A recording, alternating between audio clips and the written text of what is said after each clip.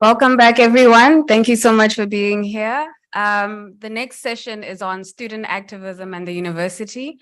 And to chair the session, we have Emma Jackson, as you all know. She's from the University of York Center of Applied Human Rights. Emma, I'll leave it to you.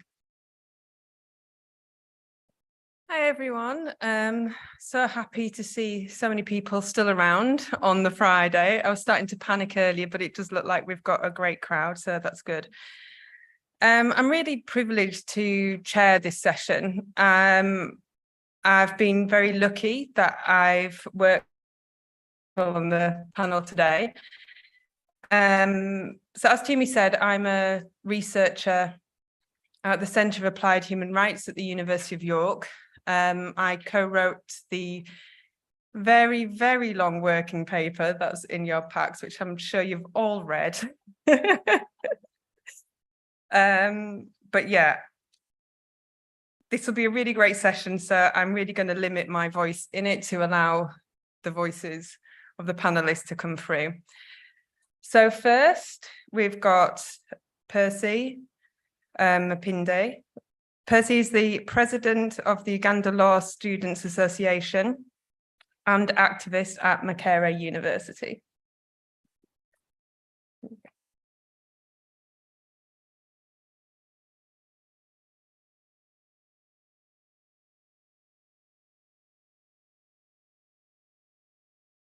Thank you very much, Emma. It's such an absolute honor and privilege to speak to you today and to share with you my experience with student activism and African universities. In my presentation, I will use Makerere University as a case study because it's where I've been. Yeah. So as Emma mentioned, my name is Percy Christopher Mpindi, or as my South African brothers and sisters say, Percy. Percy Christopher Mpindi, and I have for the past 1 year been serving as the president of the Uganda Law Students Association. But before that, I was involved with the Makerere Law Society, which is the student body uniting the law students in Makerere University, and the Uganda Law Students Association unites the 14 law schools in Uganda. So that's our sort of work. And I hope that in my presentation, I will share with you our experiences and the journey that we've had there. So for a title, my presentation will be Between Activism and Hooliganism, the Makerere story.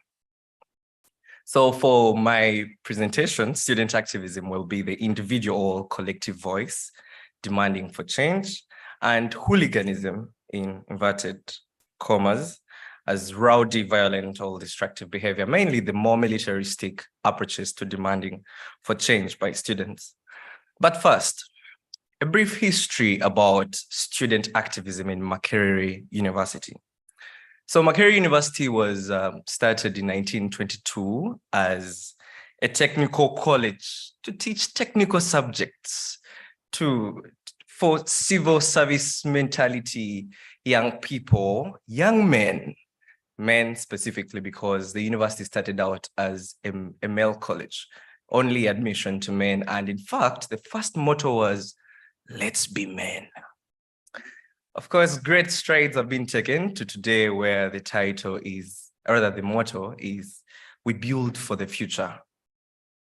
So during the colonial era, up until the 1950s, there was not much heard about student activism in Makerere University. In fact, it was only until the 1950s that more liberal subjects were introduced in Makerere University.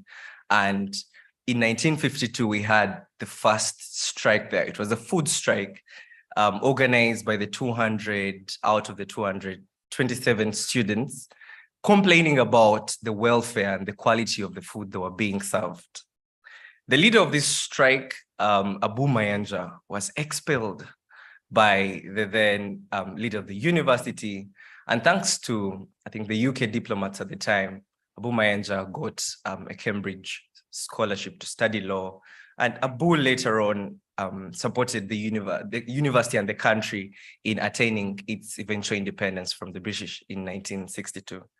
So if we are to talk about student activism in Makerere University, and one would think in Uganda, the whole conversation starts in the 1950s when more liberal subjects were introduced.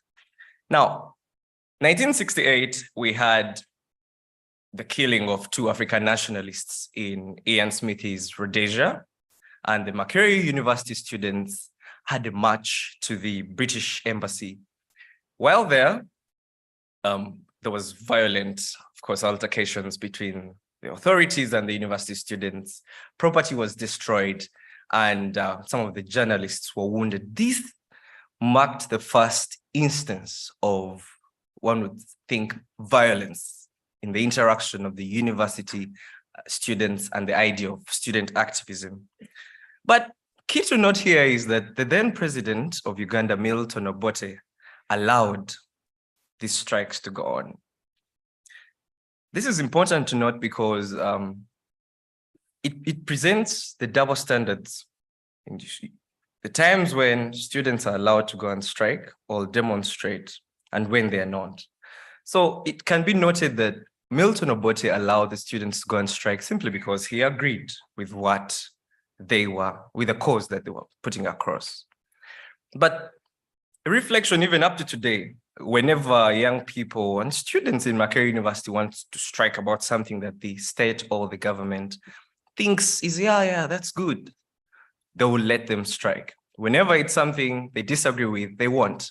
In more recent times, upon the passing of the anti-homosexuality bill, there were groups of students who, from an insider perspective, were of course gotten by certain members of parliament that were proponents for this bill to say, we need to give an impression that the people hate, this group of people. So those students went on to have a march to the key embassies there saying, we hate gays, Africa for Africans. And one thing that is key to note is the police, which is normally seen as always opposing student activism, just escorted them peacefully, letting them go on. However, instances where students want to show their activism in things where the state authorities disagree, there will always be great clampdown, like I'm going to show you in the next pages. Now, enters the Amin regime, 1971, Amin overthrows Milton Obote. And at the time, the president of Uganda would automatically ascend to be the chancellor of the university. So Amin therefore becomes the chancellor of the university, and this marks the point where there was a rising confrontation between the university students and the state.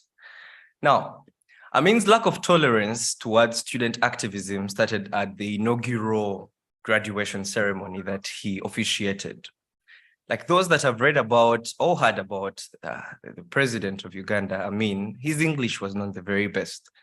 In fact, at a point, he was overheard telling the Queen of England, I will revenge on you when you come to Uganda. More like, I will do good things for you when you're... So during this graduation speech, it was very tricky for him. Students, just like yourselves, wouldn't hold in the giggle as the president was speaking. And they just kept making fun of him, mimicking him. Sadly, they didn't know that there were spies sitting among them. And most of these students were actually arrested. And the chancellor then, the president also, Idi Amin Dada, ordered for the revocation of their degrees. Disrespect to the head of state. At that point, one notices that the die was cast and the heightened state of animosity between the students and their chancellor, who also occupied the position of the head of state, had started in the history of student activism and Makerere University. Enters 1972, Amin seeks to expel the Asians from Uganda. of all the different stakeholders in the country, it was only the Makerere University Students Guild structures that openly opposed this move by President Amin Dada. And that is important because there were opposition leaders, there were political parties, of course, very suppressed, and many of them had gone into the exile. It was the students that openly complained and, released statements against this. Of course, that came with great implications, negative ones for them, as many of the student leaders were pushed into exile. In 1976, something very strange happens. A second-year student of law, Paul Selwanga, while he's entering the university, he's shot and killed by a police officer. Of course, the police officer, rather the government at the time, say, no, it's just this person, there was an altercation and he was, physically opposing the police officer. However, eyewitnesses reveal that this person came out of the blue and then shot and killed Paul Selwanga. Later on, an investigation revealed that Selwanga and the police officer Selwanga had a girlfriend and the police officer was interested in her, so he killed him. That was February. In March is when the very sad story of Yvonne Chesire, she was a Kenyan student, female student at a girls' hall of residence called Africa Hall. As she was heading back to Kenya at the airport, she was kidnapped and never seen again. Kenya wished to launch an investigation into the issue and set up a committee to call witnesses. And one of the witnesses at the time was Teresa Nanziri, the warden of the girls' hall to which Chesire belonged. So on the eve of her appearance before that committee, Teresa Nanziri, who was about 2 months pregnant, was kidnapped and never seen again too. This, of course, brought negative confrontation from the student population who sought to make a statement against it. And in response, the government sent soldiers and the military to 2 halls of residence, Mary Stuart Hall and Lumumba Hall of residence. So just for context, Makerere University, the sororities in Makerere are sort of coupled. So the girls' hall is Mary Stuart Hall and their counterparts, it's Lumumba Hall. So together, Mary Stuart Hall is also called Box because of the structure of their hall of residence. So together they are called Lumbox. Then on the other side, there's Mutual Hall and Complex Girls Hall. So together, they also have their own solidarity. So the military attacked Lumumba Hall and Mary Stuart, raping and imparting violence against the girls in Mary Stuart. Nothing was done. So this is very personal for me because I have been a resident of Lumumba Hall up until last year when I finished my law degree. And in Lumumba, these are years and years back, but in Lumumba, there's a monument that students came up with called Gongom. It's just sort of sculpture, putting on a kanzu, they are the traditional African wear. We call it Gongom. So Gongom, it is told, was a male student during that time. And the male students in Lumumba tried to go and fight against the military that had attacked the Mary Stuart girls, and Gongom was killed in the process. So the reminder of the negative confrontation and relationship between university students and the state agencies and the military lives with us up to today and is of great inspiration.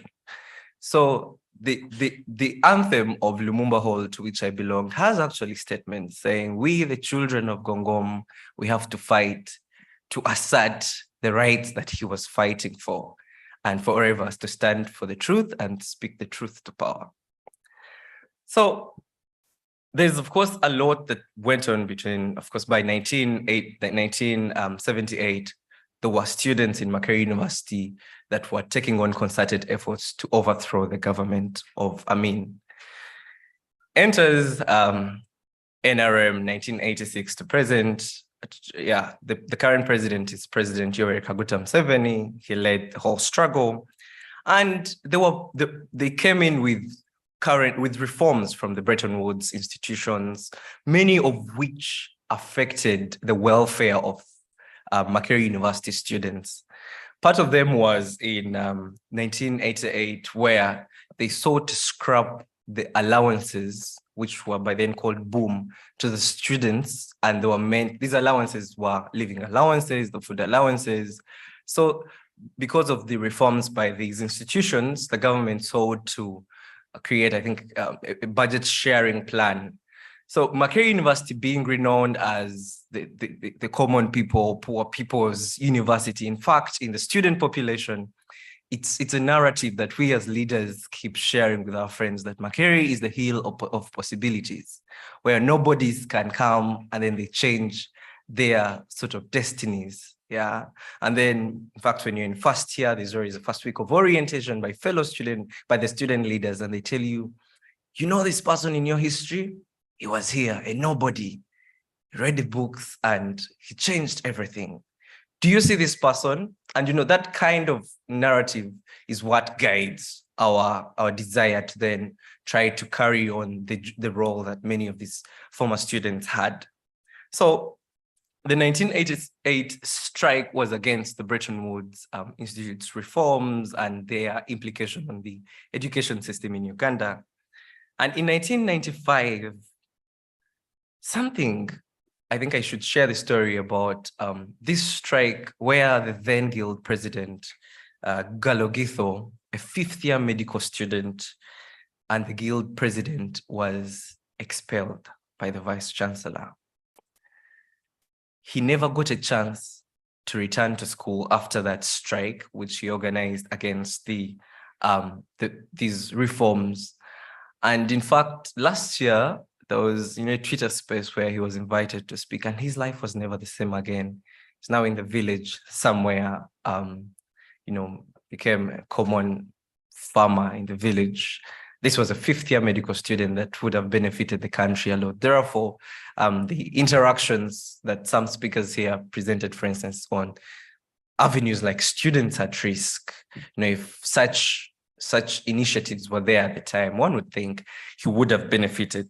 So the motivation to this end of the student activism in Makerere University has been, to that end, was more welfareistic, and students trying to push for better conditions.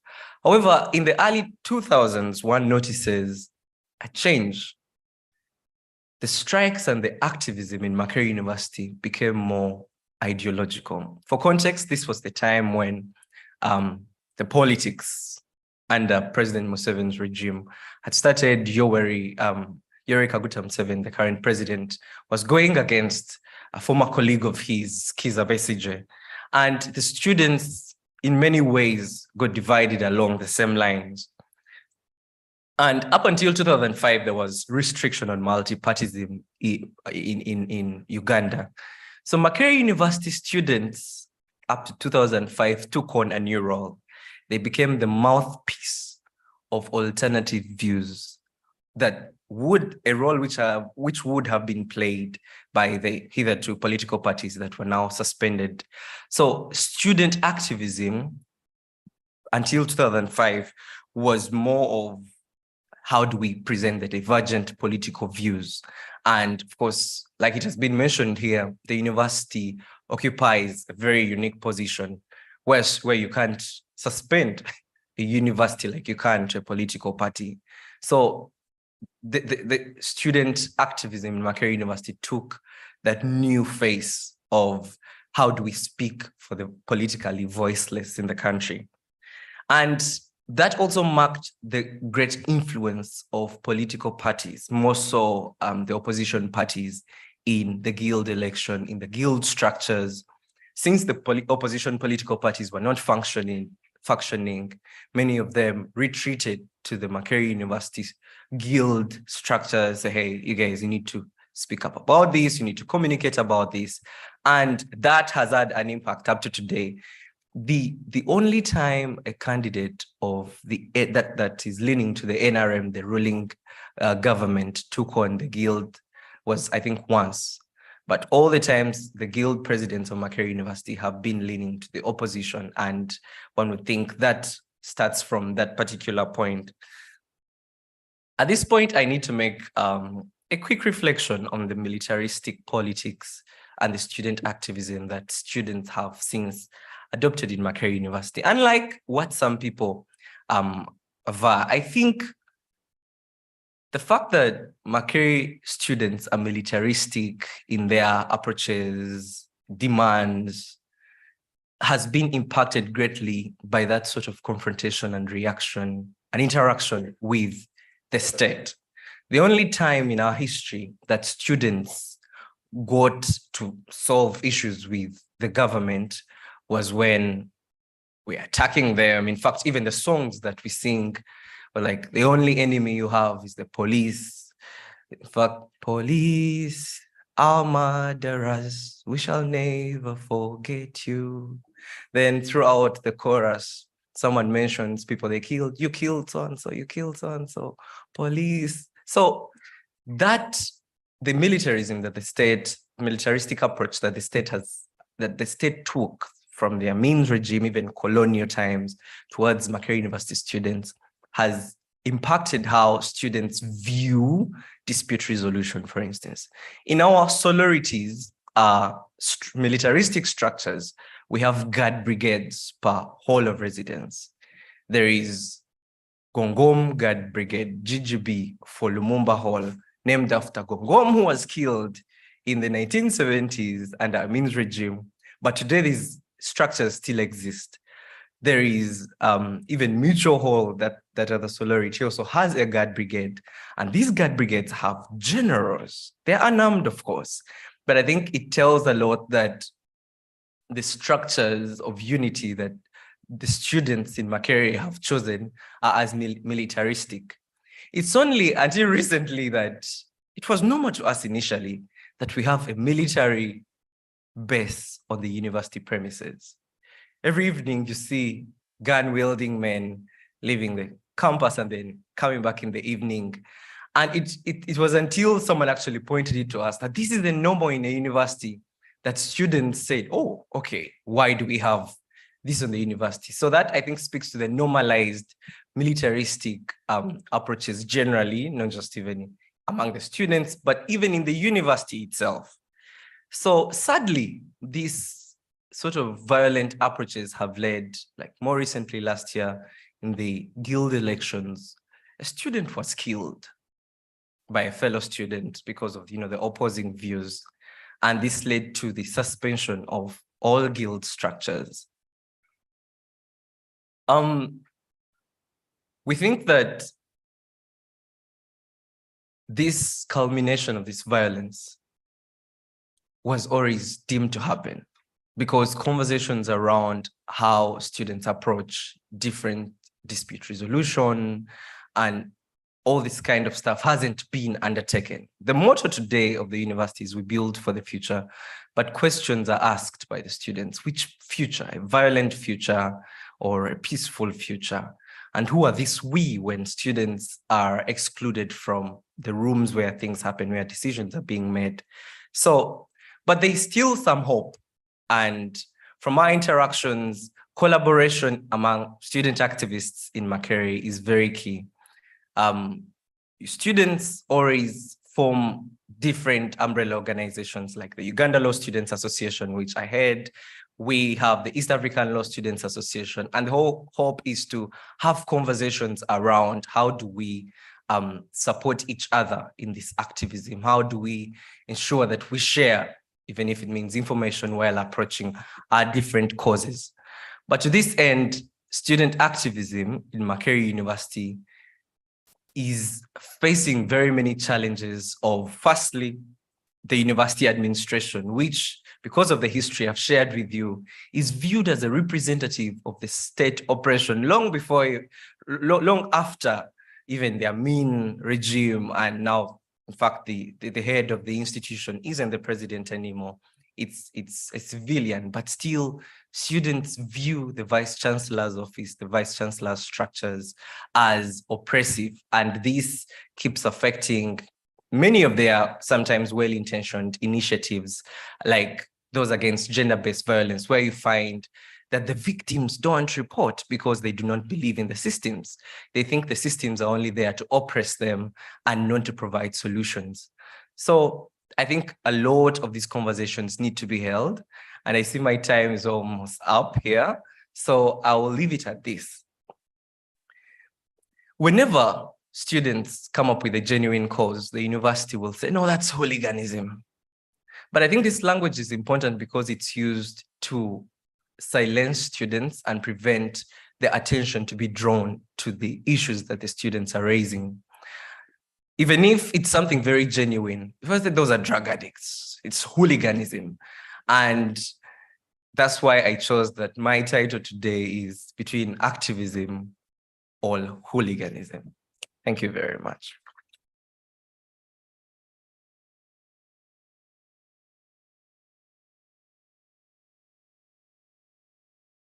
Thank you, Percy. I just think, we've spoken a lot over the last couple of days, and I've reflected a lot in my work on the unique space a university can occupy, which kind of allows it to have certain opportunities through its positionality. But I just think that was such an important reminder of the complexities and when the relationship between the state and the university becomes so blurred. And what happens then? How can the university move then? I also just think that was such a great reminder of the potential and importance of student activism. So thank you, Percy. So we've now got a speaker that probably needs very little introduction for most of you, but I will do my job. So here we've got Linda Mandioli, who is from the University of Western Cape and Politics and Urban Governments Research Group, and a student activist.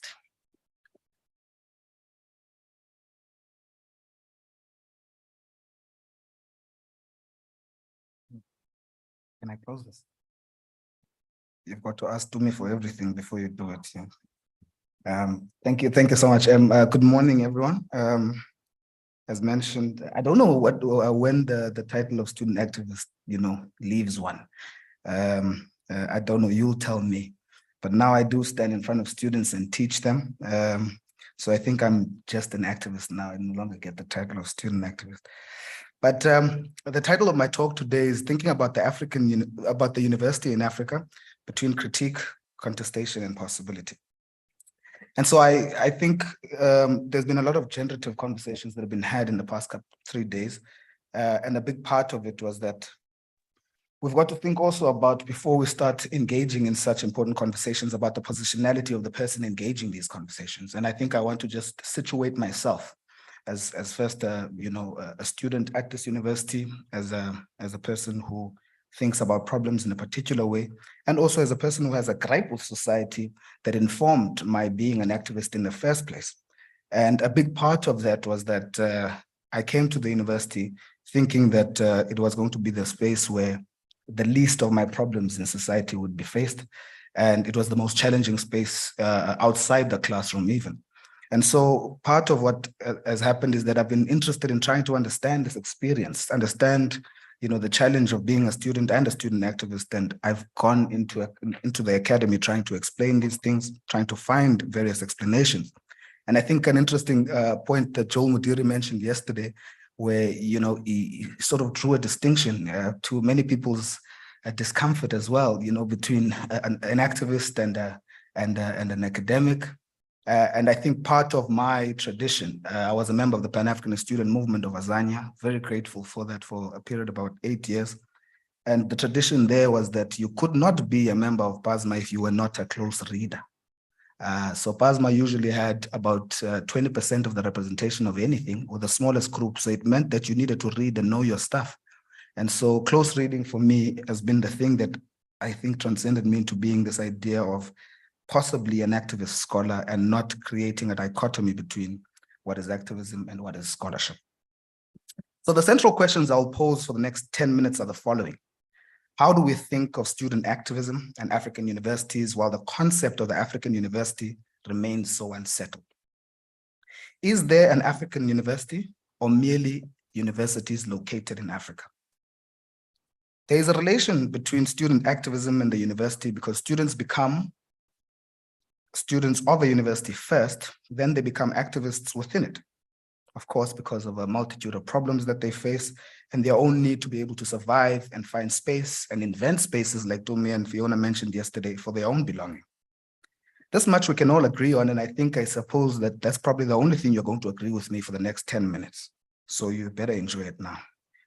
As much as the brief calls upon us to think about student activism in relation to African universities, I've narrowed down my contention to the concept of the university in Africa. My hope is that the more this question is posed, the more answers there will be not only about the university in Africa, but inevitably also about student activism itself. So when I trouble the idea of universities in Africa or the African university, whichever you may choose, I do so with a dialectical intention of troubling student activism within that space as well. I attempt to do as Karl Marx urged Arnold Roach to do in a letter, to be ruthlessly critical of everything, including myself. To think about student activism, therefore, in African universities is to first think about a long history of struggle, of resistance, of imagination, and of contestation.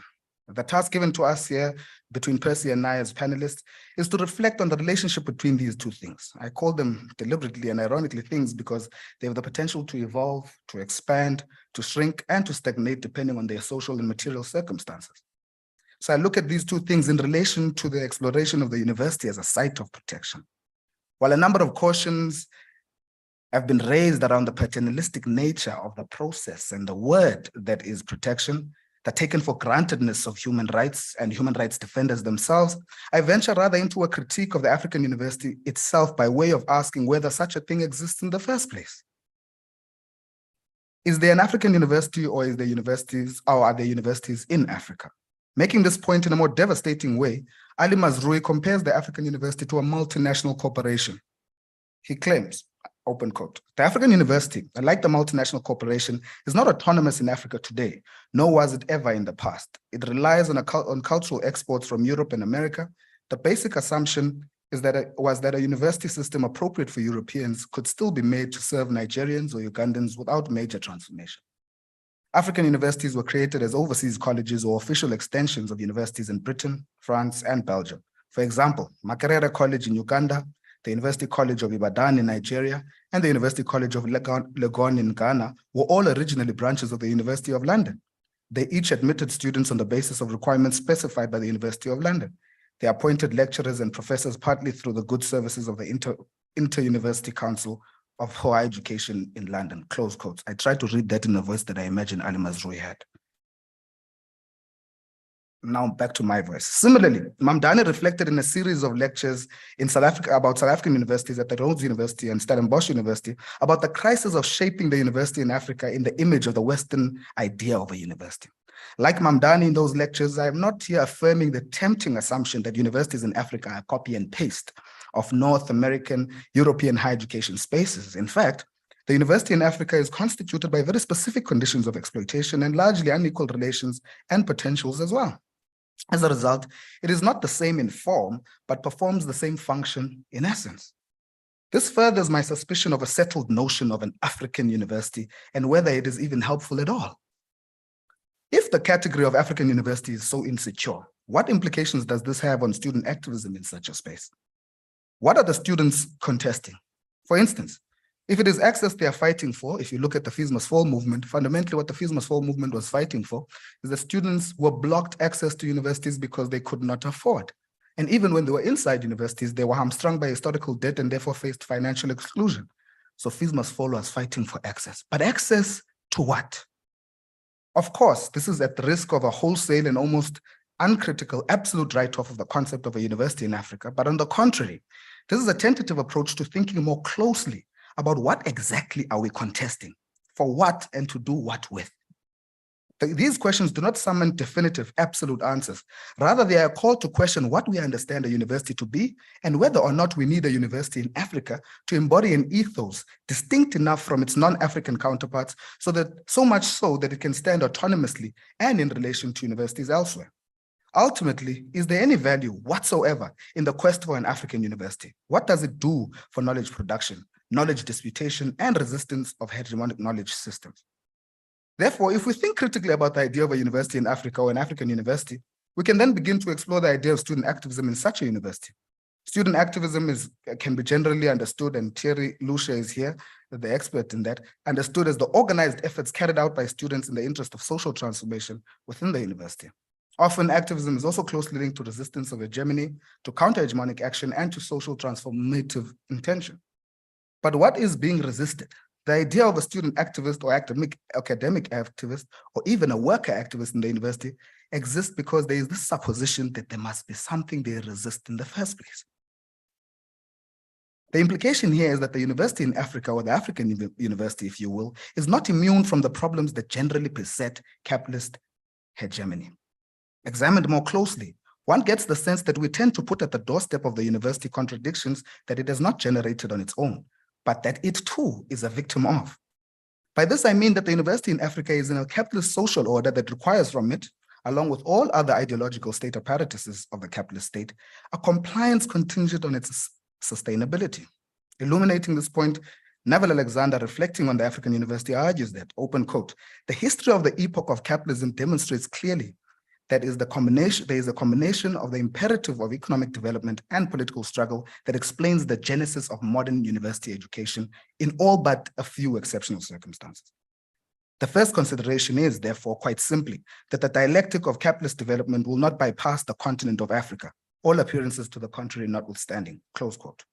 Here, Alexander reminds us that the university in Africa will not escape the perversion that has beset other universities in the global capitalist establishment, that it too will be responsible for the generation of model citizens for the reification of the global capitalist social order, for the domestication of creativity and imagination under its perversive logic of exploitation, for the production of ideologues that it will ensure its sustainability beyond the gates of the university. Thus, to think about student activism in the African university is to think about a resistance of a gendered, capitalist, racist, sexist, homophobic, social, and political structures that are inevitably produced by the global university as it obtains today.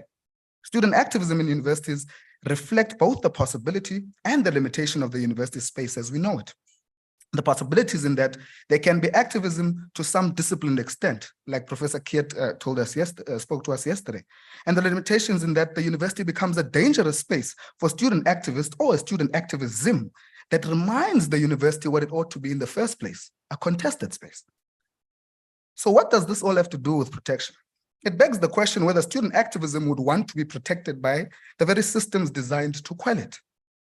Can it be protected by the university when it threatens the foundations of the capital complicit hegemonic entity that is the university?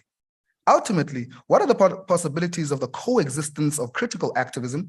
And by critical activism here, I mean an activism committed to an ethos much greater than reform, but an ethos of meaningful social change between that and the university. And I proffer that, taking from a contribution made by Prof. Kietia yesterday, that maybe there can only be a generatively uncomfortable relationship between university administrations and student activists when both stakeholders commit to a broader ethic of a critical university.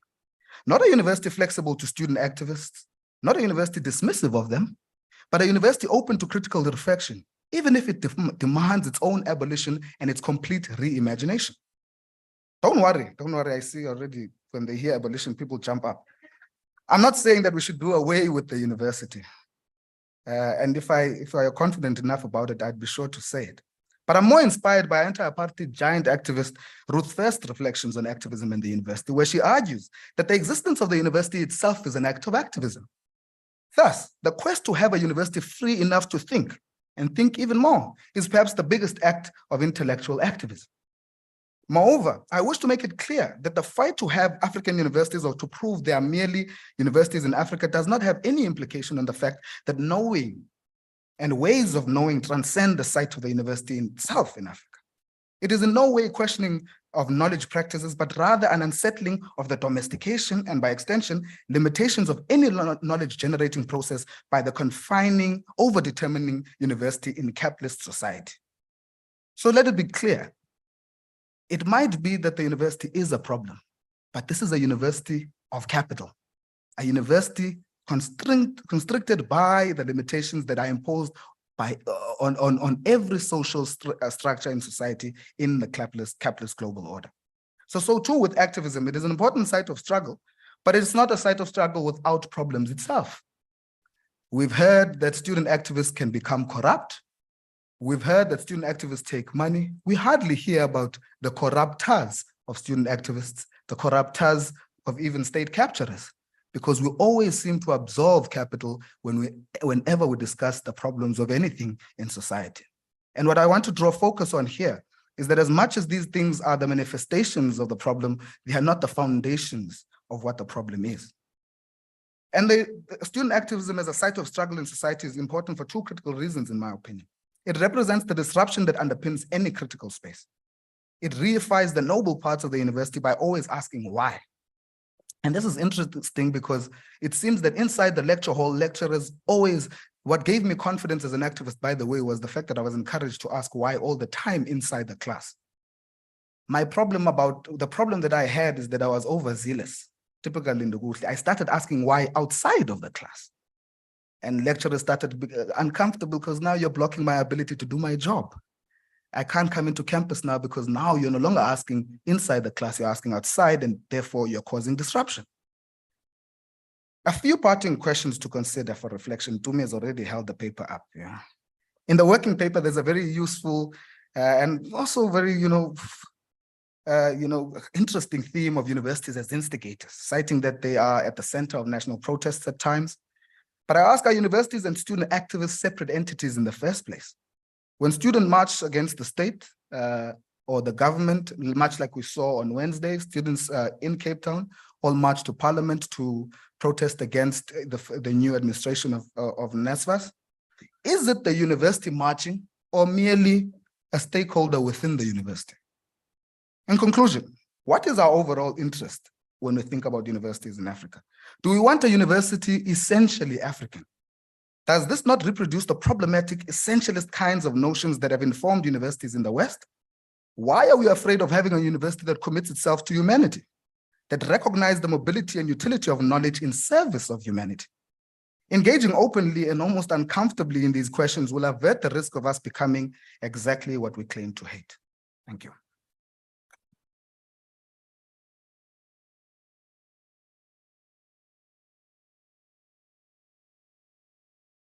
Well, where to start? Thank you, Lynn. So many big questions out of that one. And I think it's so important to remember the problematic nature of this globalized now institution of the university. And it reminds us to ask the questions, who does the university serve? And the tensions within such a flawed institution and its capacity to protect, and what happens when activism is turned towards the university. And I was reminded, I was lucky enough to interview Zaki earlier on in the week, and he argued, it reminded me something Linda said about where he argued for university to increase its capacity to sit within the discomfort of those really difficult tensions. And that reminded me of that a lot. Okay, so questions. We've got, how long have we got now, Tumi? Like 10 minutes for questions. So if we take a round and then see how much time we've got as well. Yeah, here at the front.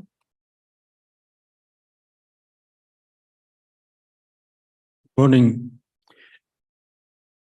The reflections that I were to listen to here this morning resonates with my own history of activism.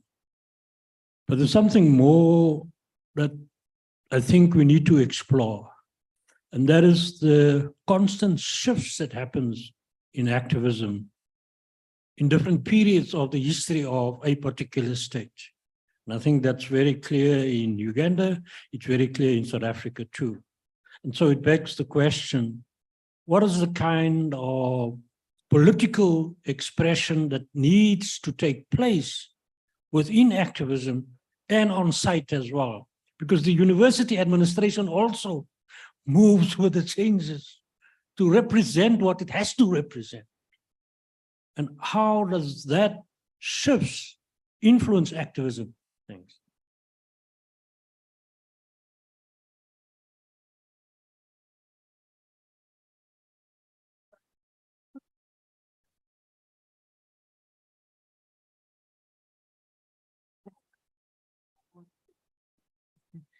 Thank you so much. for taking my question. I'm going to respect you, Chair, so please, if I do go too far, just let me know. I wanted to ask for clarity on 2 points from you, Lindo, on this paternalistic nature of protection that you speak about.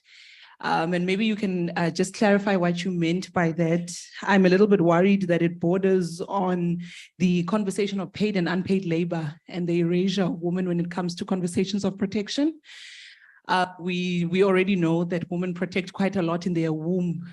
And if we want to extend that metaphor into the idea of protecting and nurturing ideas that are emerging, that would be one idea. So if you can just say more about why you stated that it's a paternalistic nature of protection. I think even Sipokazi Magadla would disagree with you. And I also wanted to ask for clarity when you said that the existence of the university is itself already activism. Can you say more about that? I think it's such an interesting point. And then I wanted to check with both the speakers around the idea, and I suppose it's something that I'm asking you to think through, and if you have some preliminary thoughts around it, whether there is a conversation to be had between the interplay of interventions that university management and leadership and the state maybe are trying to make and trying to better Africanize and develop and improve and transform universities versus a certain level of radical refusal that we've embedded in ourselves as student activists, or any other person who regards themselves as someone who would be part of that radical refusal space of the colonial university, especially in Africa. And whether there's a nostalgia or an eroticism or a pleasure that's attached to protest that disallows us to see even positive interventions because the university must be refused. Okay, one more question, I think. Yeah, sorry, Timi, background here.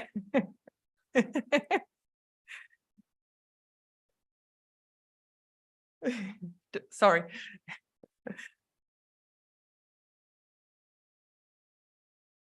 Is that on? Okay, can you?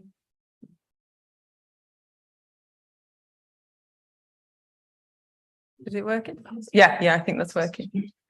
Thank you so much. I think my question is really came as a trigger from what Nawilele has brought up.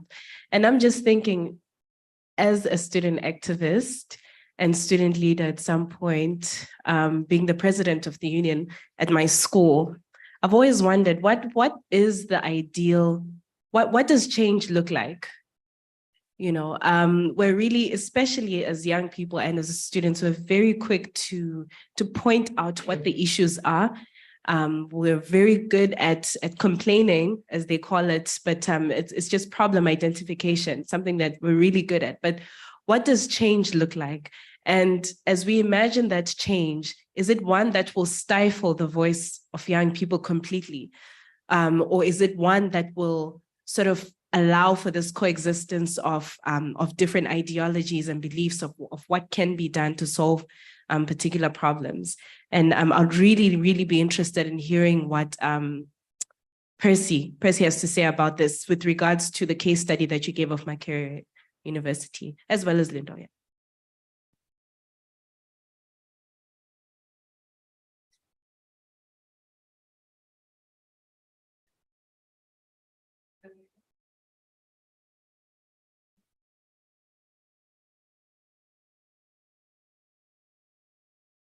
Thank you very much. I think I have pretty much captured most of the questions. And if I haven't, I think someone can help point that out for me.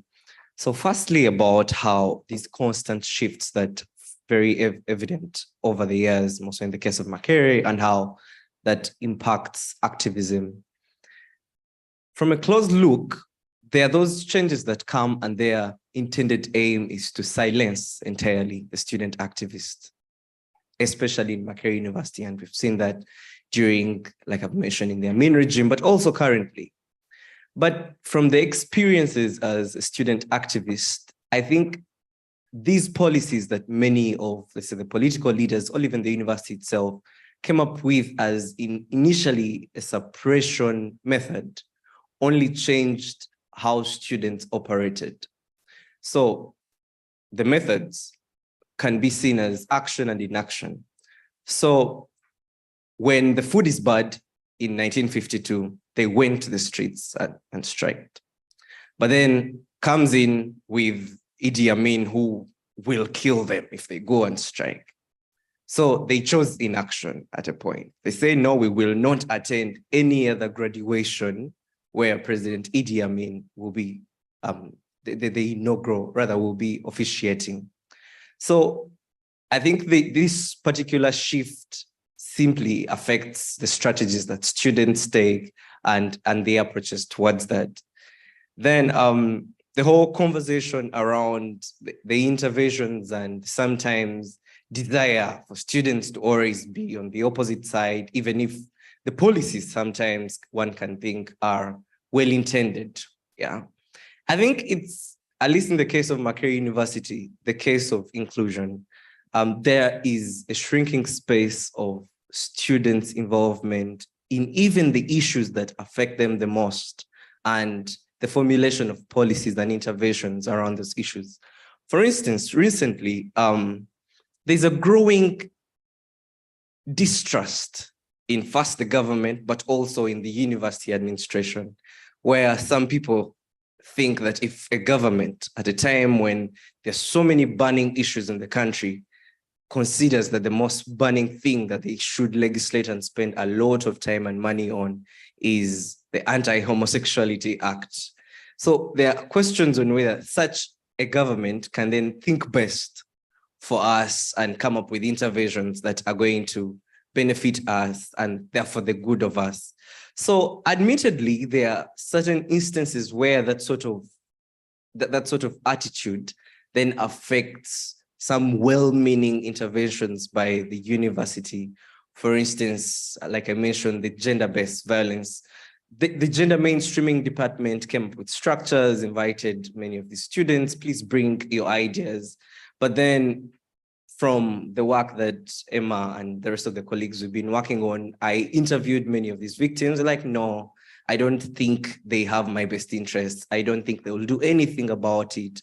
And I think that is the wider implications of much of this sort of attitude. And in the case of what Tapiwa asks, what does change look like for me as a student activist before we choose to say, colleagues, let's go and then demand for this? I think at the center of it for me has been inclusion.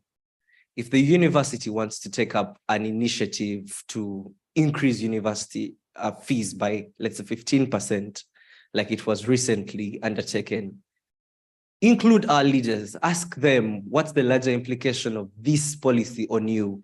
But then the concerned university structures, which end up making many of these consequential decisions on the students' lives, do not know at all about our experiences, and they do not ask us for our opinions. In fact, when the guild structures were suspended, there was only after the fact that they said, okay, please come and tell us what you think. And even then, they would give you like 15 minutes as the student leaders, please tell us, so what's your problem? So what do you want us to do? And then you spend your whole time sharing your ideas and all. Then when you see the final document that the university has drafted as interventions, there's nothing reflective of anything the student leaders suggested. So for me, the change that we go out there and then demand for and pester all these offices for is one that you read, let's say, a policy and you see the face of the students' opinions in the whole idea. Yeah, thank you very much. Thanks. Thanks for the questions. I think those are very helpful. Uncle Bev, I think the first thing is to say that we were having a discussion outside with the group that we had a small group discussion with, and we were speaking about how students are always in transition, right? And it's so very difficult that the space is difficult to hold institutional memory at times because students shift and they have to move, but things shift with students as well. And so I think the way in which we can place activism within these shifts, or student activism in particular within these shifts, is is to understand that as things change, the people that these things affect the most also come into that space. And so things will be different. The problems that I faced in 2011 when I was a first year are not the problems that a first year faces today. And so this first year that is there today is part of that shift and very much aware of that shift. But what confidence can we give to that first year as a student activist who has institutional memory about how the institution responds and how it works, to give that student activist the confidence to accept that you do not need someone coming from who's older than you or knows more than you to tell you how to handle your situation, but rather to understand that you are acutely positioned, you're in a perfect position to understand your own issues, but also to rely on the giants of the shoulders that we stand on. So I think those shifts are also informed by the shifts of the people who come into the university as well. And Nobo, on the question of paternalistic nature of protection, I think someone raised it in the first session, the very first session on Wednesday, around this whole notion that they've got this concern that the use of the word protection itself seems paternalistic because it suggests that there's someone who has the authority to protect and protecting someone else who is insecure. And in that particular relationship, it sort of creates an unequal relation of power between the person or the institution that has the responsibility to protect in relation to the protectee. And I think a word was used, protector and protectee. And the way in which I use this particular question is to say that I do not want to include myself in that kind of thinking about protection, but to include myself in the thinking about protection, to open protection up in the first place of what is its generative value in terms of looking at universities as a site of that particular protection. And then the existence, the radical refusal. I think that's quite important. And we sometimes don't, as student activists, or when I was a student activist, we did very well at criticizing, the university and other people, but we are very less critical of ourselves.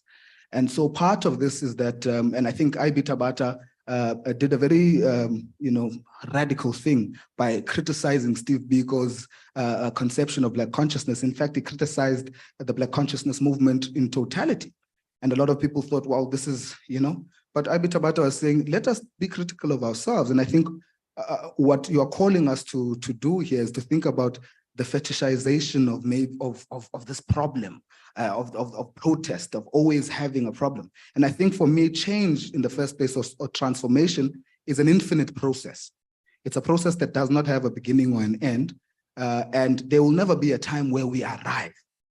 Hence, there will always be a time where we struggle constantly and maybe struggle about different things. And I think radical refusal itself must be subject to that struggle.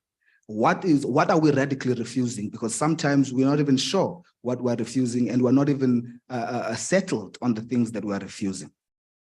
And then, of course, the university is a contested space, and that's been mentioned with other speakers yesterday. And it opens us up to the whole notion that it must be contested, not only those who feel that they are not in positions of power, but those that are in positions of power as well. And I'll make an example of the former Vice Chancellor, Jakes Gerwel, at the University of the Western Cape, probably the most important Vice Chancellor we've had, who used to go to what they call Marxist theory seminars on Thursdays, take off his jacket and go to GH1 and go debate students and go debate, people be like, hey, but this is the rector, and he goes and he agrees or disagrees with people's conception on different things, but largely because he accepted that the university is a contested space, and that if he as the Vice Chancellor could be able to come down to the students and come down to workers and contest their ideas to prove that he actually has a better grip at times over these ideas than the people who are contesting it with him, it opens up this possibility. And then on the point around the university as the existence of the university itself as an act of activism, I think the way in which Ruth First operationalizes activism theoretically, she thinks about it as possibility. So if activism is possibility, the possibility to change, the possibility to become, the possibility to be better, it means that if the university itself, both as site and space, exist, it means that there is some possibility no matter how difficult or how constricted by state or other actors the university is. But whenever we have a university, we have possibility. And so I think of the university as an act of activism in that sense, as it represents this unending possibility. And the question around what does change look like? I think it's exactly that, this elusive thing that we're chasing. We don't know what it looks like. We constantly are finding out in the process of trying to get change that, oh, okay, we didn't even anticipate that we're going to get this, but this looks like something we'd like. And therefore we are constantly intoxicated by the possibility of improving.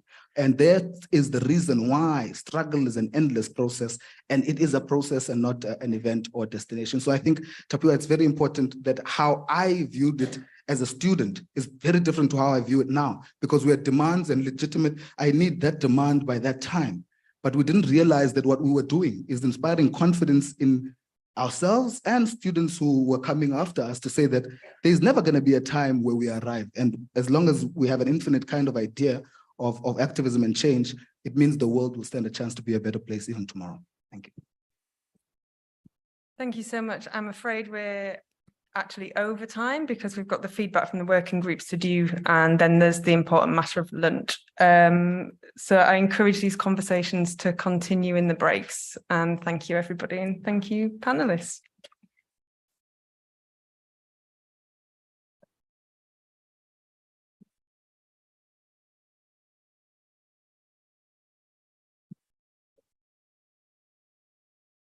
Okay, thank you, Emma.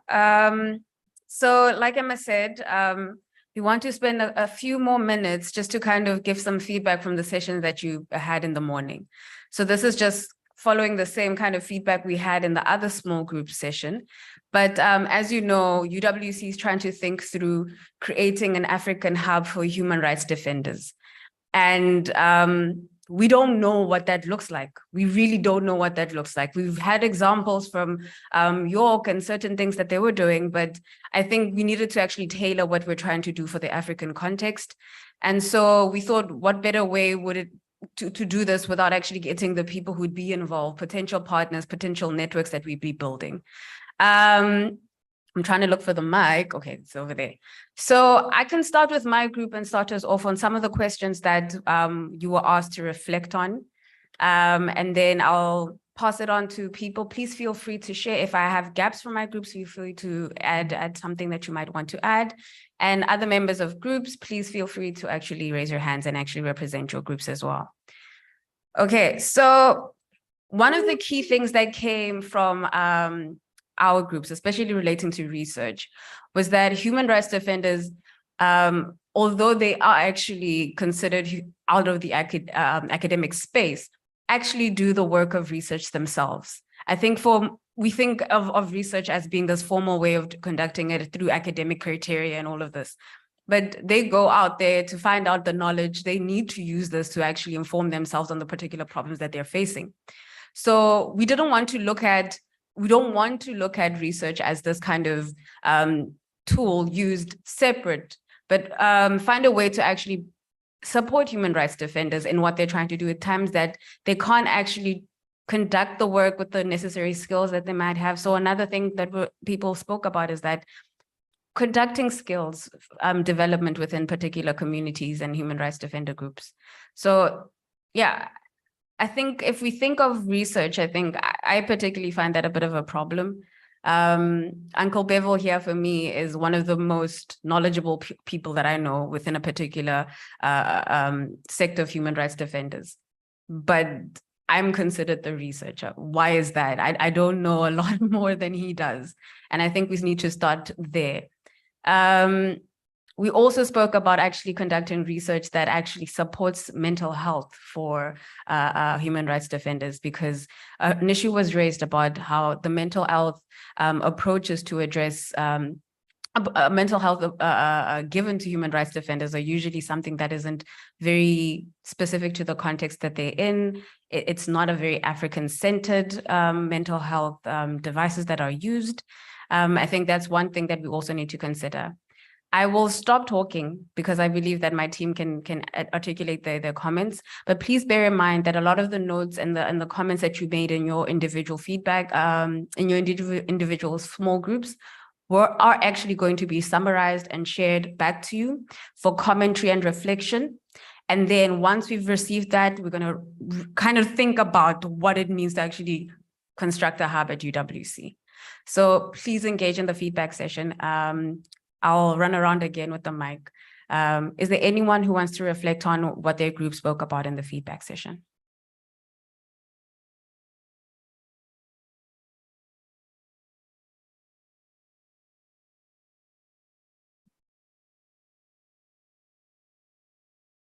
I'm assuming people are incredibly hungry or tired. I'll give it to you. Oh, there we go.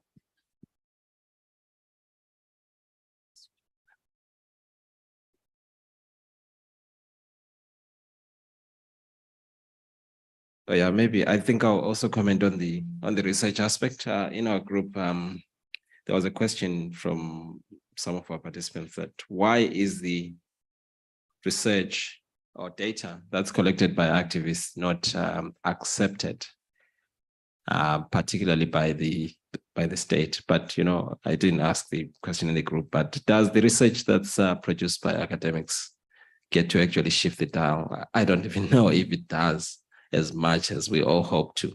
So basically, I think, yeah,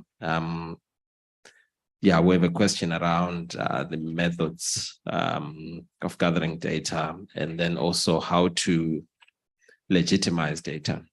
The thinking was that data that comes from the university has legitimacy. Therefore, it gets to carry weight. But I'm critical of that point, as you can tell. From my talking. So I think there is some activists where, well, let me say people who are involved in the work were saying that a space like a hub needs to think around, the value of knowledge that's coming from activists and that which comes from the university. How best can we ensure that the data that's, the knowledge that's produced at the end of the day sort of moves the dial? Results in policy changes and stuff. But that also intertwines with the actual strategies that are deployed in, the advocacy strategies themselves. So I think, and then we also spoke about some of the principles around research. So there is a sources of knowledge, and I look at research as a process of gathering data. So between you and Angupevo has the knowledge. You are gathering and organizing that data, but that gives you some form of power because maybe you're coming from an institution that is elitist and stuff and has all these privileges. So then that led us to say, what are some of the ethical questions or principles that we need to be very aware of when we're doing research? One of the things that came was that we need to be the principle, we need to guard against, or we need to ensure that there is mutuality. When we are researching, there has to be mutual benefit because researchers want to be professors and stuff. I don't know what they want to do with research. That motivates people to actually go out and look for data and write. But at the same time, how does it benefit the human rights defender? So at the end of the day, it should be a win-win. And then it should not be extractive, it should not be exploitative. Those are some of the key things that came from my group.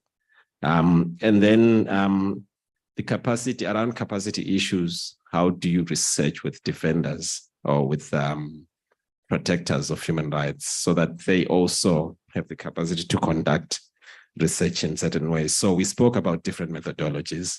Some of it, maybe some of them like storytelling and others, that incorporates, that sort of do away with the assumptions that come with your interviews and stuff, so that you allow the defenders to generate as much as possible in terms of generating data. So I think around research, that's the thing that I'll talk about. But the other thing is around what are the emerging threats? So defenders were saying there's an assumption that people are activists or defenders know what is happening. But most of the data that they rely on is produced outside the continent by established international institutions. So the university in Africa needs to play a role in terms of doing research around, understanding how governments, for instance, use digital tools to actually suppress activism, and what are the capabilities that can be built in the human rights defenders ecosystem, or Todd likes to say that, to actually then counter those problems. I think for now, I'll stop there. About research, I'll come in later about other things. The one thing that struck me is that you spoke about storytelling, which is something Lamulu also spoke about, but he called it autoethnography. And I think we need to also consider that, I don't want to use the word data, but human rights defenders themselves have a lot to say and a lot of knowledge to share. And maybe if we actually give them the platform to actually express what they're going through, this is something that we could actually construct a hub around. Is there any more reflections and feedback? Mm-hmm. Oh, I'm glad.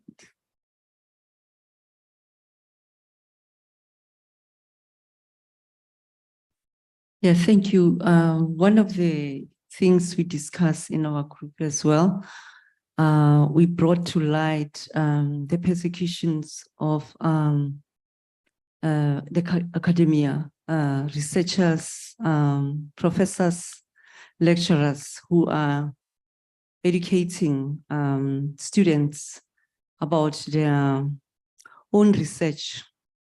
And it could be historical, could be, violations of human rights.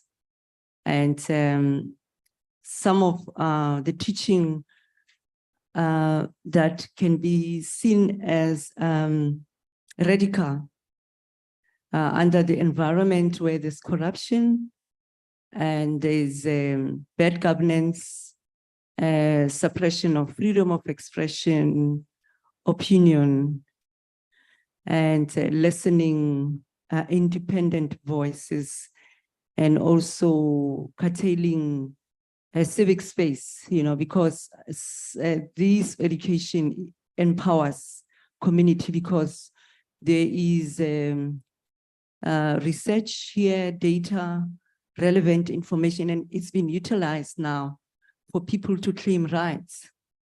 And the professors, lecturers are getting persecuted. So we've seen a slap case some 2 years ago. I'm not sure which university is KZN, where the lecturers were educating the student about extractive in the issues around extractive industry, natural resources. And they became victimized because the corporations, which was an Australian company working to extract resources in communities without providing public participation. So communities were claiming public participation, and the lecturers now are educating, they're speaking about the rights in the Constitution, international law, regional law, that power that people on the ground can use to prevent human rights violations. And those academia or professors were given, suit with SLAP, strategic,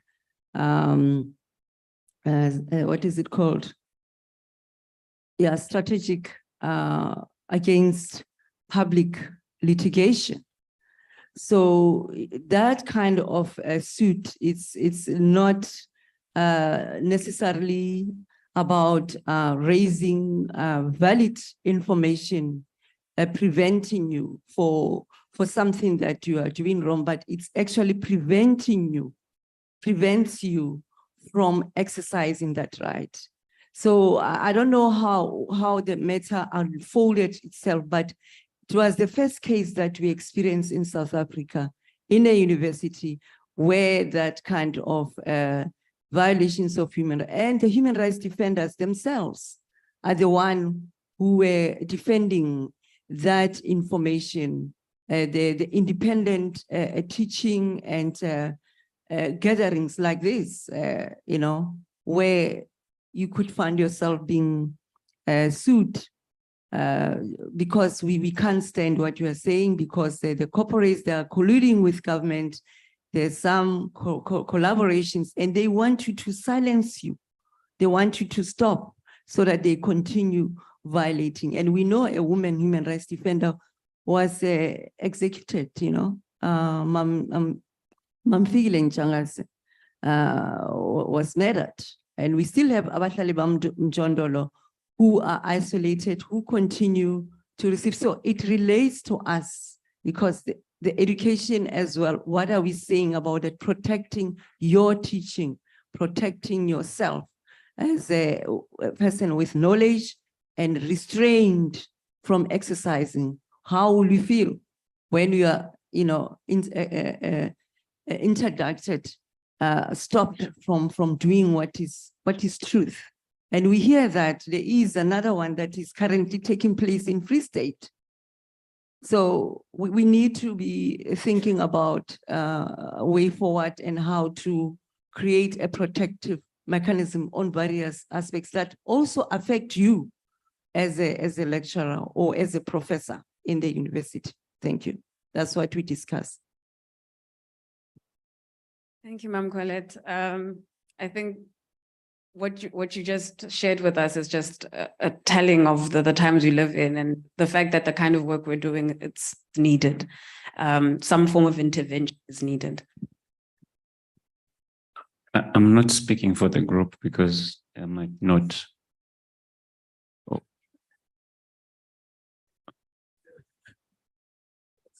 Taken. It was a robust conversation, and a couple of things I think that came up insofar as research is concerned that we might need to take into account. And I think first and foremost is to appreciate that as a university or as universities, there's something that is being brought which might not necessarily be present within the human rights defenders protection ecosystem, as we would call it. The first that we discussed is how could you have context-specific and maybe geographic-specific research issues, because you as a university and other universities and other jurisdictions are at different sort of levels of development and of issues. You know, an example that we shared was, you know, colleagues from Cameroon, as an example, have been going through, you know, a conflict. And we have observed that many times human rights defenders who are working in open conflict environment have got a different set of needs and requirements than those that will be working in a protracted attrition environment, right? So that could be something very context specific and geographic specific. Then the other dimension was looking at early warning systems. Many times within the protection ecosystem, we talk about early warning systems, but there hasn't been a deliberate approach on learning from groups who are working in humanitarian, as an example. Those that do climate projection will say, we've forecasted that this year there's going to be a drought. You probably know 2 years in advance that there's going to be a drought, or even more, and mechanisms start to be put in place on how to move grain, how to store grain, supply chains, the whole system kicks in. But it appears that we in the sector are not as fully equipped with that. And an example that we shared in the discussion was, in light of the just energy transition that is taking up, South Africa is one of the countries that is on the JTP. We know that there's going to be increased mining of renewables, quote unquote. So your cobalt, your copper, your lithium, the platinum group of minerals, are all going to be in excess demand, but it's going to put pressure on those existing communities who are sitting on those mines, on those minerals rather. The same companies who are extracting those minerals are the same companies who are going to extract for supplying renewables. So what does that mean? There's going to be more violence in those areas. More human rights defenders and environmental defenders are going to be killed. It's inevitable. The companies are going to be aggressive because they want to reinforce their profit, which is moving from the fossil to the new. Governments are not going to be caring so much about the environmental human rights defender because they've got a target to meet the 1.5 degrees Celsius. So it goes on and on. So how do we put in place an early warning system in that regard? Because we can see it coming, you know. So that we spoke about as well. Then I think the other dimension is the preventive approach. We also talk about preventative approach rather than responsive approaches. What sort of models could, from a research and an academic perspective, could be modeled on what does prevention, you know, look like and, you know, and entail. Then lastly, we also touched on the issue of the political economy of attacks. In as much as within many of the organizations that do documentation, you know, they do a very systematic nature of, you know, taking up the cases one by one, what is happening, et cetera, et cetera. But there's a lens that universities could bring, which is the theoretical and the political economy understanding of how all these attacks are taking place. I think that sort of discipline and rigor, you know, would help. It also brings an element of mutual legitimacy. So it's not only the university that is bringing credibility, but also the defenders are bringing credibility to that work. So those are some of the things that we covered. Thank you so much. I like the idea of that early warning kind of research, predictive, preventative research. That's some of the work that we can do. Thank you so much, everyone, for the feedback. Like I said, we will be compiling all of your thoughts from the small groups into a document, a readable document that will be shared to you and open for commentary. With that said, I know you're hungry. It's time for lunch. And we will be back here at 1:30.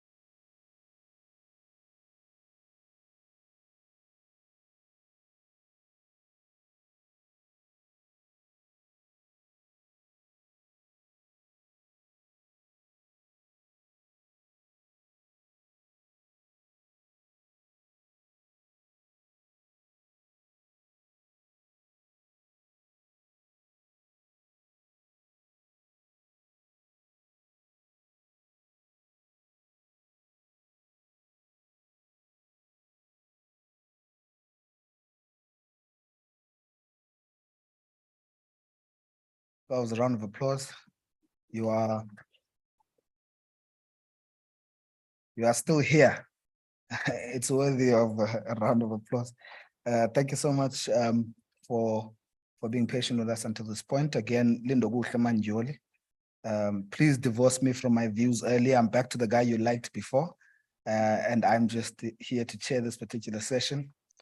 We've got very key people in the panel today. And of course, just something that might be different from this panel, in this panel from the other panels, is that we've also got a virtual presentation to be made by one of our speakers. And when the time comes, we'll be able to listen to our speaker virtually. And of course, we'll pause the live streaming at that point. The session that we are going to be listening to now, it takes graveyard to another level after lunch on the last day. So I'm going to need your guys' strength to be at the highest. The session is Decolonizing Human Rights Protection, New Approaches to Thinking Through Power, Privilege, and Paternalism. And again, the speakers who are going to be helping us through this, I think I'm going to introduce all of them in the order that I'd like them to come up and speak, so that after each speaker is done, the next can just come through. We've got Brian Kagoro. I don't think that anyone doesn't know who Brian is. Since the first day, we've heard a lot about Brian. He's the Director of Justice and Intersectionality in Global Programs and also Open Society Foundation in Kenya. And then we have Mary Da Silva, the Director of the African Initiative of Women Human Rights Defenders in Swaziland. And then we've got Reem Abbas, researcher, feminist activist, and writer of Undoing Resistance, Authoritarianism, and Attacks on the Arts in Sudan's 30 Years of Islamist Rule from Sudan. And she'll be online. And then finally, we've got William Mpofu, who's of the Center for Diversity Studies at the Witwatersrand University here in South Africa. So can we just give them a round of applause and come. Brian, the stage is yours, sir.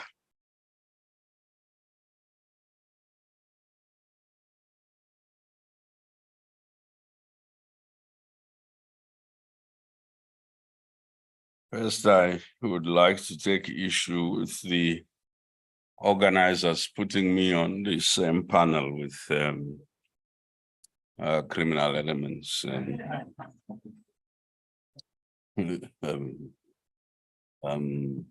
Colleagues, I am most grateful for this opportunity, and I want to share with you views that I think you all share.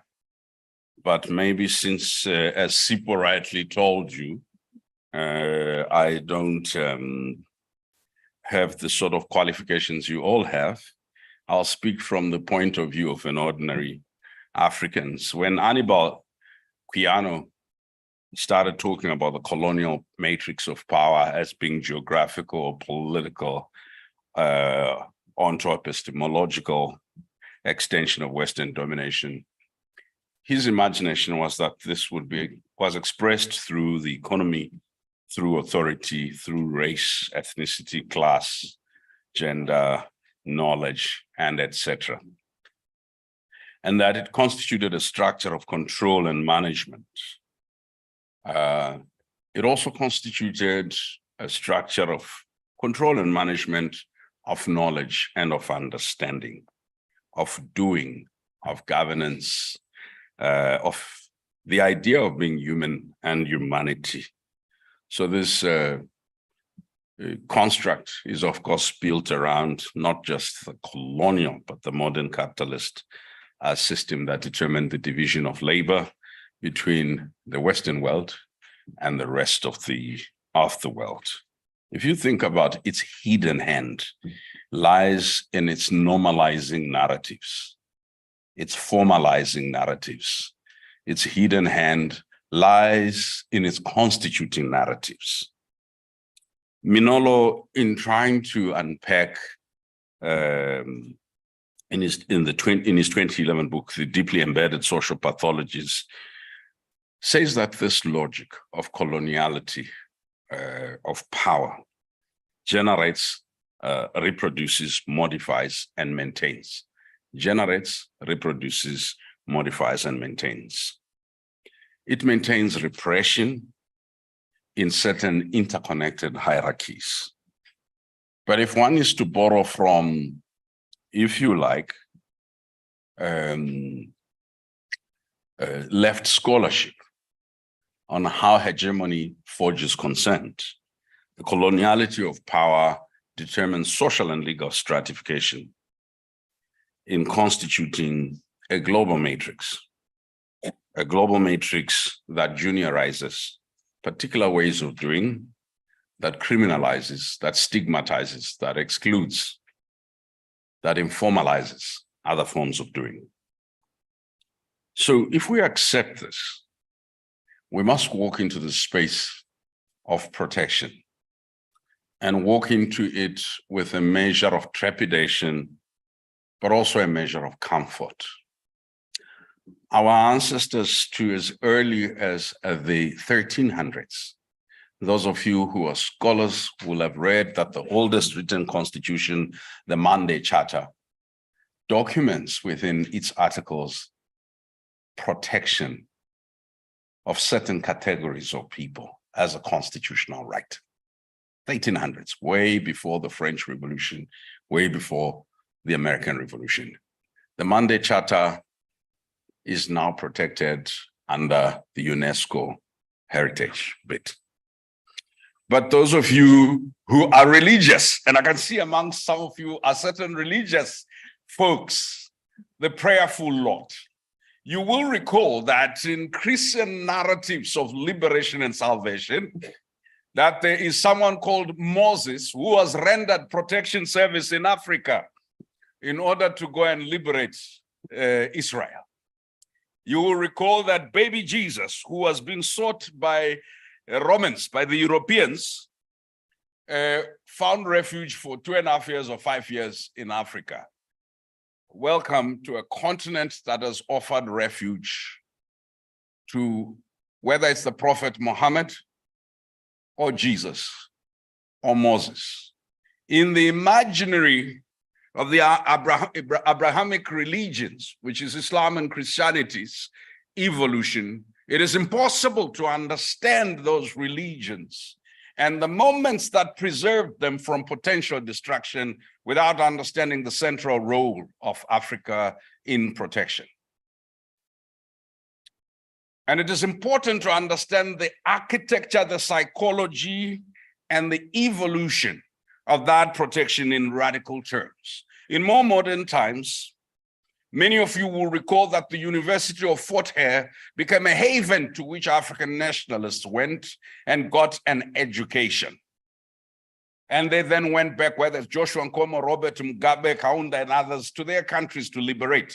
So we need to study the protection model in the University of Fort Hare. The same could be said of the University of Dar es Salaam, of Makerere, of Sheikh Anta Diop, of Amadou Bello. They didn't have a hub. They didn't have a protection. They had a politics that tended towards constructing visions of liberation that were internationalist, visions of solidarity that were practical in the following sense. That the collective humanity in its framing, that humanity in its evolution, that freedom and liberation in its enunciation and imagination could only be done as a continuum of a shared common human experience of equal humanity. That therefore there's always been in the African imaginary of protection two polar ends. The one is the preventive axis, which means to prevent those things that cause liberty to be eroded, to prevent those things that cause humanity to be dehumanized or reduced, divided, stigmatized, and criminalized. And the other was to take remedial action, reparative action, to heal, to restore, to equip, to empower the agents of such liberation. And it seems to me in locating the place of the university in protection, we must think creatively about how to create the polar ends of African psychosis or African imaginary of protection. The extreme, how to prevent, and the extreme, how to repair, restore, equip, release, and deploy. It is not enough to deal with those who are coming from contexts of fragility in a pathological way, as though we're curing a disease, because we ourselves operate in a point of privilege and safety. I've gone a bit ahead of myself. I wanted to start off by saying, having failed to graduate from law, not having gotten a degree, my understanding is that law and indeed political science, and this I was taught by a colleague, is a fiction of the neoliberal world on how to create justification of violence against the other, whether the other is a sexual minority, a racial minority, a class minority. It is not possible to categorize a freedom fighter as a human rights defender. Human rights defender which must stick to struggles that are within the law are the same constructs that made Nelson Mandela a terrorist until about 5-7 years ago, that made the African National Congress, that made every liberation movement that fought against the racialized discrimination, dehumanization, dispossession of my people. Law made us criminals. Law made liberation criminals. Courts, constables were introduced in this particular context. It made the Khoi and the San people Bushmen. It made Black folk Kafirs. It created Black folk who had been forcibly taken under chattel slavery. It made them niggers. Law created categories of dehumanization and exclusion, and it made it criminal to struggle against those categories. Law meant that you couldn't marry across an imaginary color line. You couldn't relate. Law meant that you couldn't own property and land across that. So when I'm imagining protection, it is not human rights I'm extending. It is equal humanity and freedom, that human rights may be too short to guarantee me. Ecological overreach caused by people who sit far off and enforced by a local clients of states and corporates is a reality that our people must struggle for. We now call them land or climate human rights defenders. They're not defending climate. They are fighting for equal humanity and freedom. Women whose children are being disemboweled, killed on the streets under the guise of war on drugs, they are not defending rights. They are defending their very existence. So when we seek to imagine the future, friends, we must first ask ourselves, how criminal are we? How complicit are we in the criminal enterprise of the law? How complicit are we in the institutionalization of the neoliberal order? And if we have no choice but to operate in that neoliberal order, how subversive are we as we operate in it? How disruptive are we of our own privilege and comfort? In front of me sits an industry of well-equipped people, well-nourished, well-salaried people, mostly, except one or two, who earn a living from enterprising and merchandising the misery of the oppressed and articulating it in global conferences from time to time. And if you are like me, who gain pot bellies from giving grants so that the poor can keep in their state.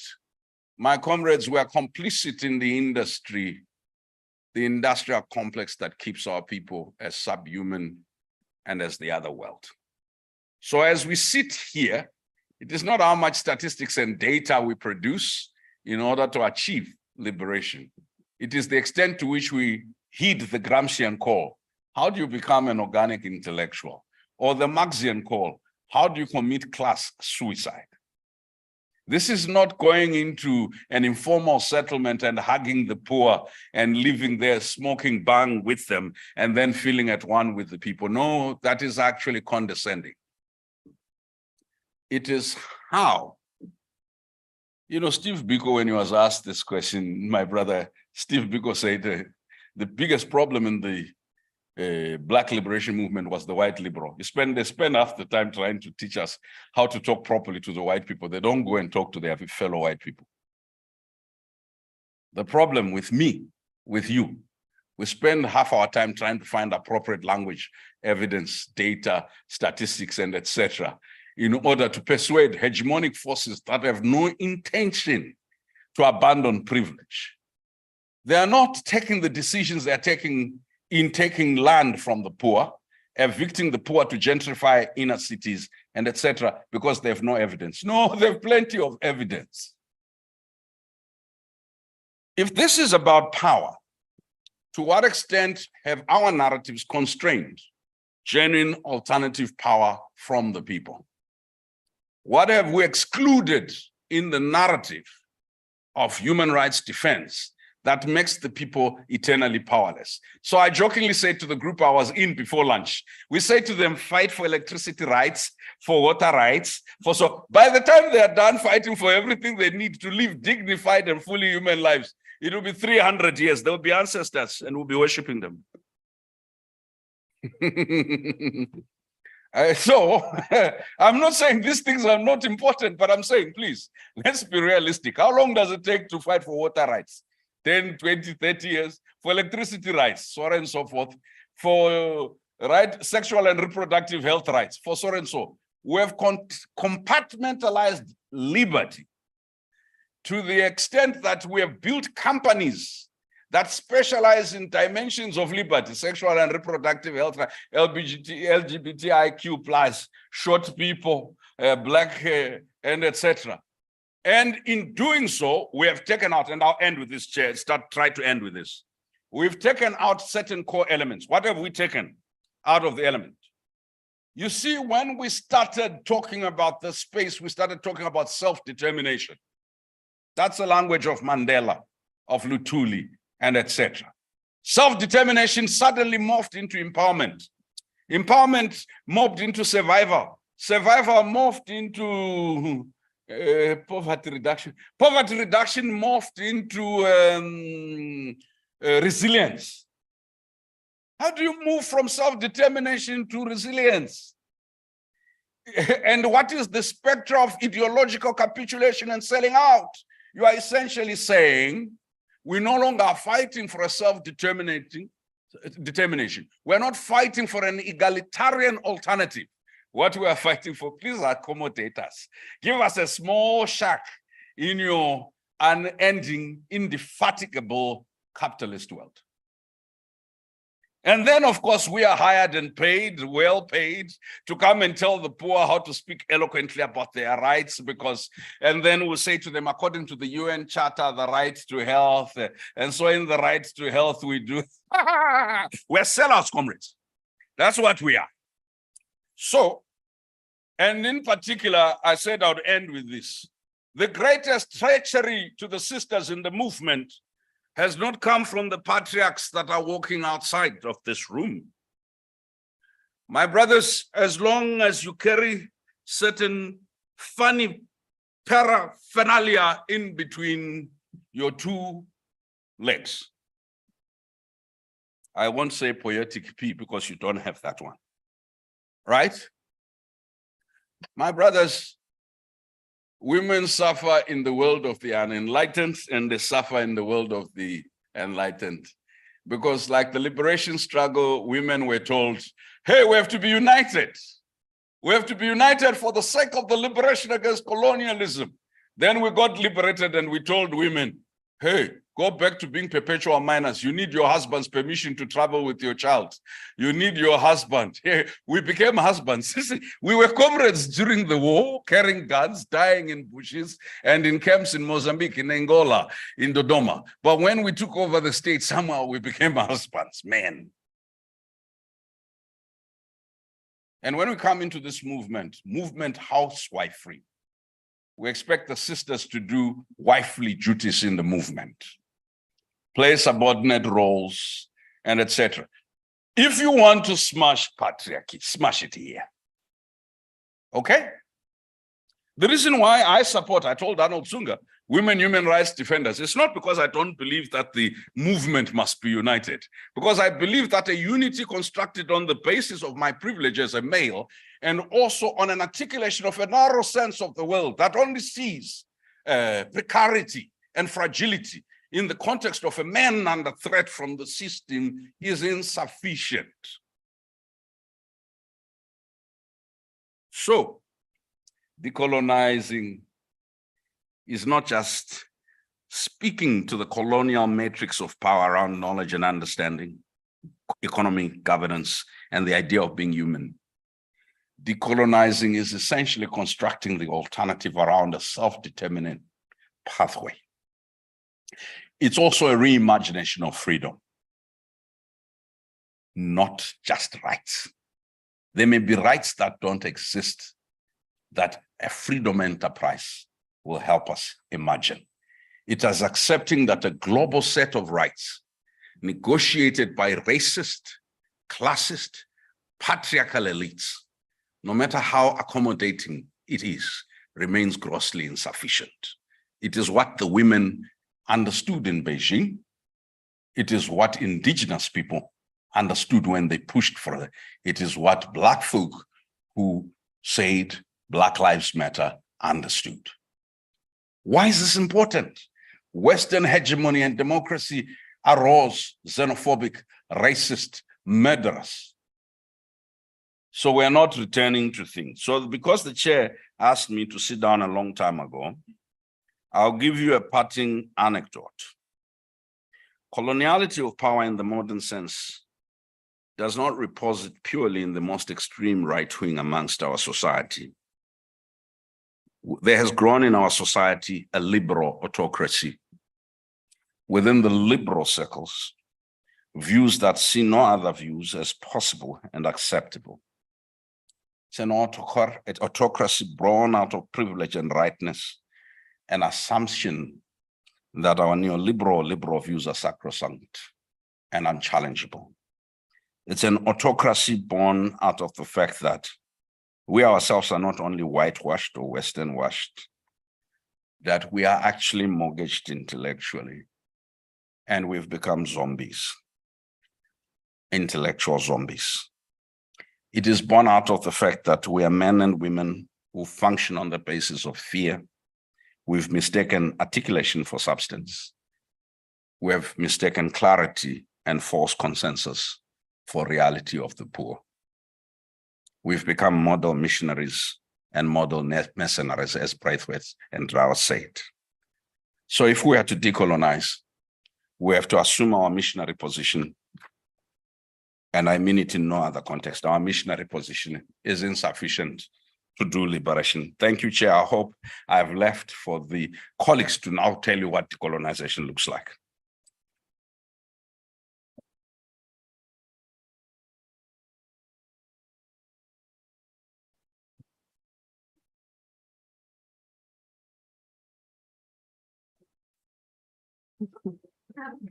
Good afternoon, everyone. While I strongly dispute that I am a criminal element, but there was some criminality that happened.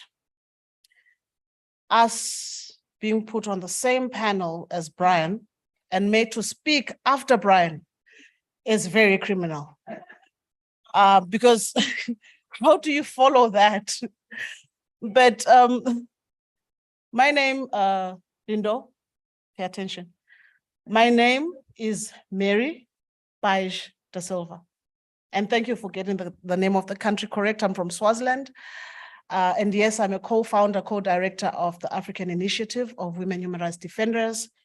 And so, of course, I will speak from my point of expertise. I'm gender and social inclusion champion, so that is the niche of my discussion today. We operate as women human rights defenders, we operate in an ever-evolving human rights discourse. Human rights are always changing, and we also have to evolve with the times. And we also operate in an ever-shifting landscape of new challenges. What was a challenge perhaps 5 years ago may not be a challenge today. The fact that I am able to be on the same panel as Brian, by the way, I did complete my law degree. The fact that I am on the same panel as Brian speaks to some of the strides that we have made in terms of ensuring equality for women. It might not be 100% across all sectors, but yeah, here I am today. And we are navigating a space that, as I said, has ever increasing challenges and new definitions of what our issues are and what our problems are. But this is within a context where our human rights discourse has been, mainly dominated by white men from the global north. And their definitions of human rights and their definitions of persons have also evolved over time, which is why when we speak as women human rights defenders, we don't speak about women only, but we speak for the queer community as well. We speak for minority groups. And actually, I don't like the word minority groups, but that's what we have. We speak for the marginalized. Again, I don't like the word, but it's what we have. And we speak for those that we have made vulnerable. The people that are termed as vulnerable groups are not vulnerable, but it's through the actions of human beings that they are now made vulnerable to whatever abuses and violations that they may have. So with the classification of persons, the LGBTI community, and I always say that we began with LG, and then we moved to T, then we moved to B, then we moved to and now it's LGBTIQ+, because there are so many definitions that are being created by persons who do not have an understanding of what these definitions or these identities mean for us. With us being identified as perhaps if I'm identified as a queer woman, it puts a target on my back in terms of the way that people react to me, in terms of the way that people relate to me, and in terms of the violations that I then am subjected to. As an African society, and I'll say Africa as a society, and I know we always say Africa is not a country, but we've always had members of the queer community amongst us. We've always had those aunties and those uncles that never get married or never have children. And it was never questioned, everyone was accepted. But now with this classification that somebody is now forced to identify in one way or another, it opens them up to the violations that I'm talking about. I have to be clear who I am. I am Mary, I am queer. And then the person that doesn't understand what queer is will automatically say, oh, she's lesbian. Oh, she's transgender, which of course leads to another discussion altogether around gender identity as to how we identify. But my most important principle is that the person will define themselves or identify themselves according to the way they see themselves, because identity is about self-identity and not about these classifications that society has placed on us. I've said white men from the global north. I just want to focus a bit on those different, nuances. And it's normally straight men, not just white. It's straight white men from the global north. Straight people only conceptualize human rights and protection in heterosexual terms. They ignore, they invalidate, and they derogate against other sexual sexual orientation, against gender identity, even against other women, because these are specifically what I'm saying, men. They only see things according to their definition of what a human being is, and anything that the human race, in terms of the human race, the man has been accepted over millennia to be the superior being.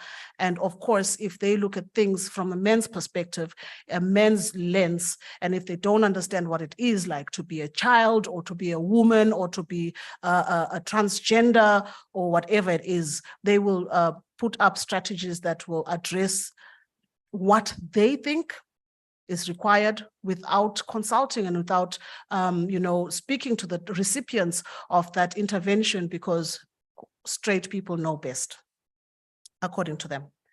White, I don't have to go into the issues around race, about how for a very long time we've been subjugated by the white people, the missionaries, bringing the Bible and stealing our land behind our backs, and so on and so forth. But the one thing that I do want to look at is the fact that this concept of white has nuances to it as well.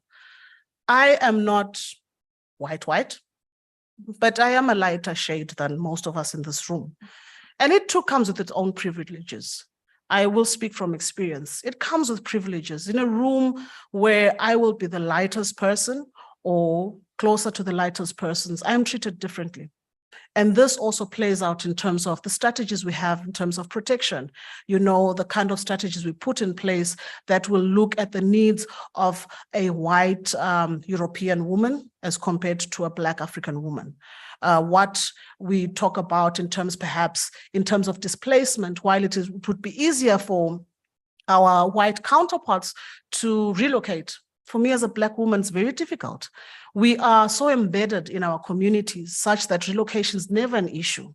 And so these protection interventions that we have, while they may have the best interest of the HRD at heart, also have those nuanced undertones to them that make it impossible for some of us to access those services.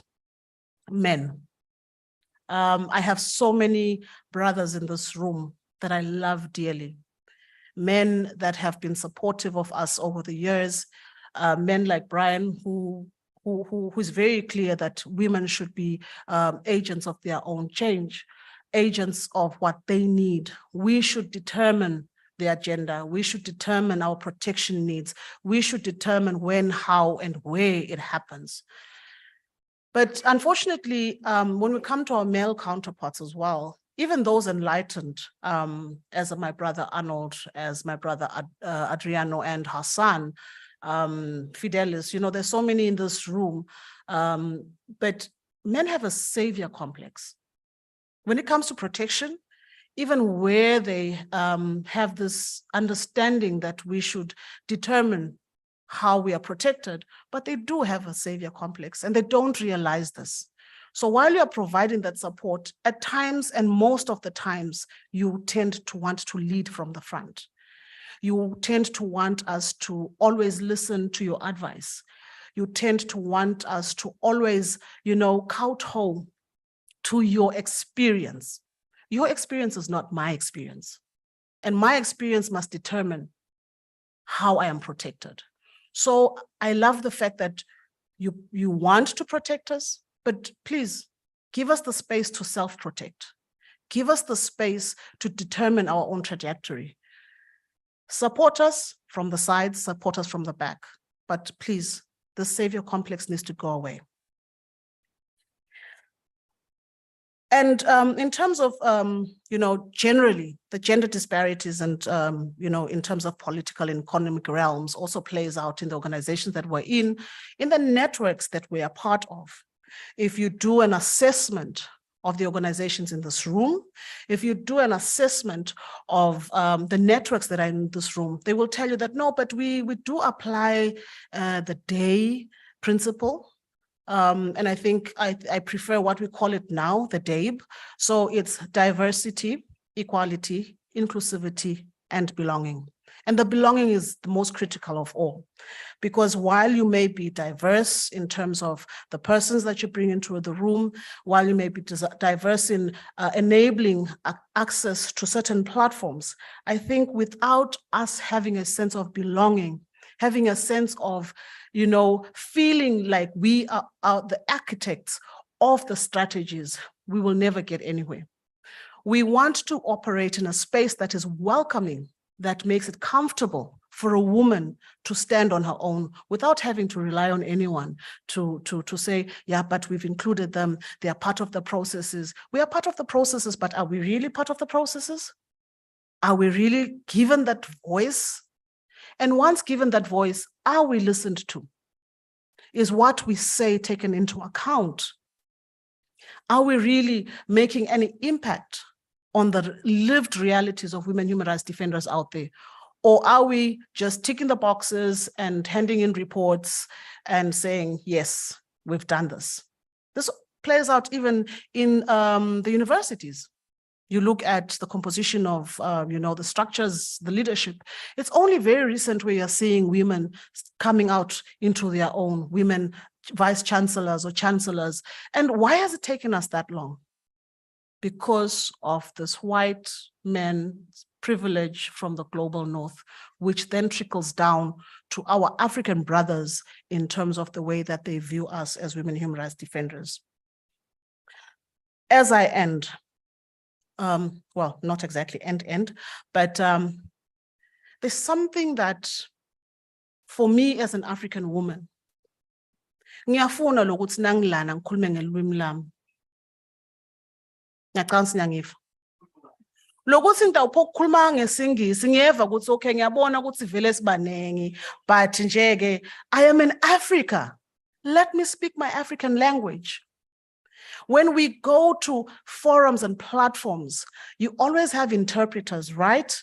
You have interpreters for your French, at the African Union level, for example, the 5 different languages, you have interpreters for that. When are we in our own spaces going to have interpretation for isiXhosa, isiSotho?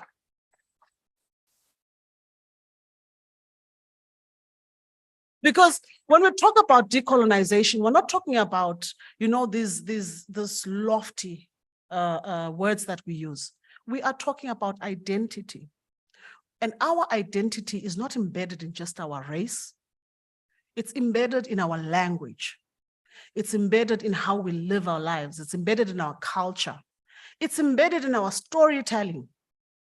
As women human rights defenders, we have a right to tell our stories in a language and in a manner that we think will best portray what we experience as women human rights defenders and how we want our interventions to be crafted. Having said that, my sister Florence, Namibia, please come up.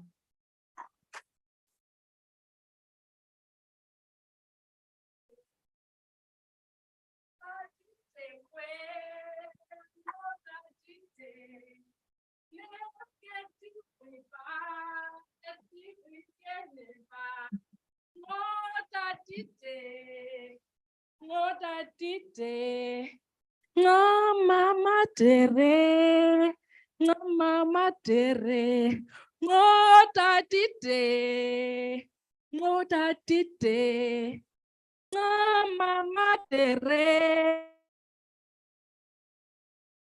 How ba dere kwe, how ba dere, mama dere, mama dere.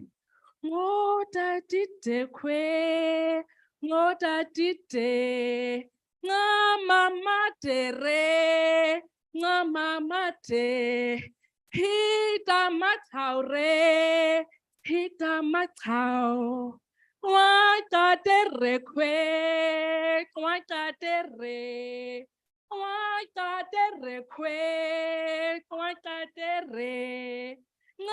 Mama dere, mama de, ngoda dide kwe, ngoda dide, nepke diduma, ngoda dide, mama dere, mama de, ngoda dide kwe, ngoda dide, how ba dere kwe. How about dere?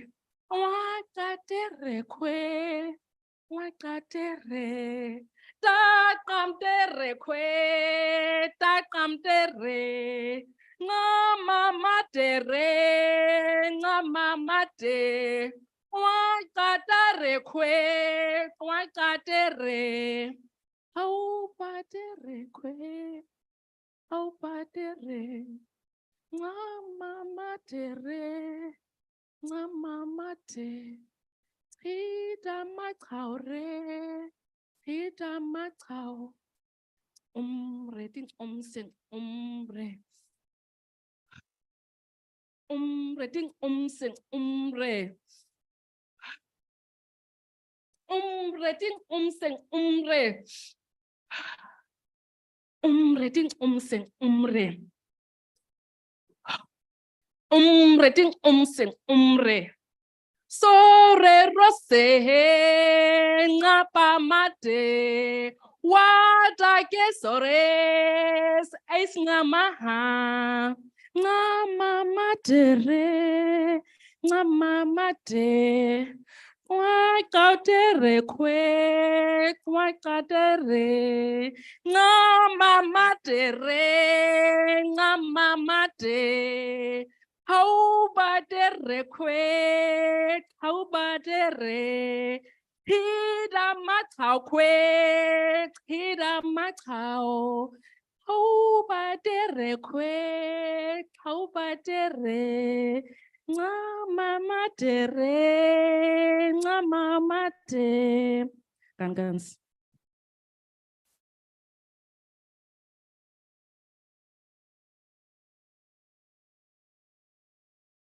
I have deliberately not asked her to translate that or to interpret that in any way. You must be guided by the sound, the melody, and the emotion that it evokes. This is who we are as Africans. This is how we are expected to tell our stories. Let us open up our ears and listen to the stories as we tell them in a manner that is comfortable for us. As I end, the Women Human Rights Defenders Initiative is here to partner with all women and all those that identify as women human rights defenders. We are here to disrupt the status quo. We stand in defiance of all the barriers and the constraints that have been placed before us. And we ask that you stand with us in making sure that women human rights defenders create their own protection system that will better benefit them. Thank you.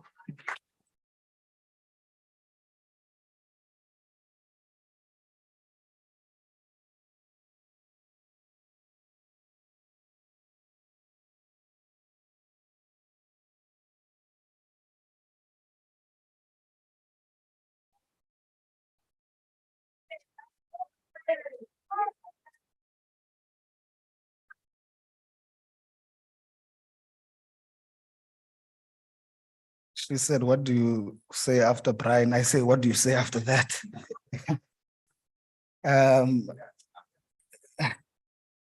I don't know. I think we all need a moment, so I'll take mine. I also did an act of criminality. I didn't say that Mary is the recipient and the winner of the African Shield Award for the best human rights defender. I should have said that. But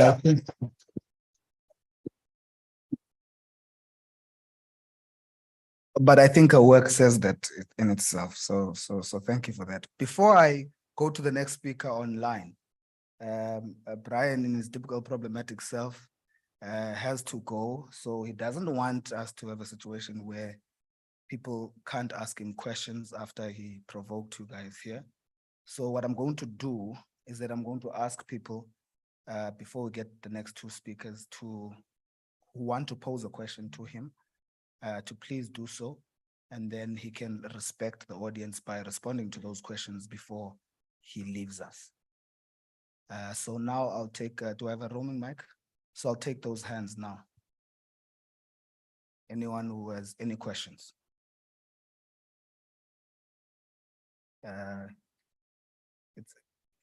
It's him, and the guy was not a lawyer. Ask him about a degree or something. Anyone, so it was as clear as day. The comment in front was, how do you question Brian? Okay, that's thank you so much. So we can give him a round of applause and we can release. Can I just give you a quote from George Soros?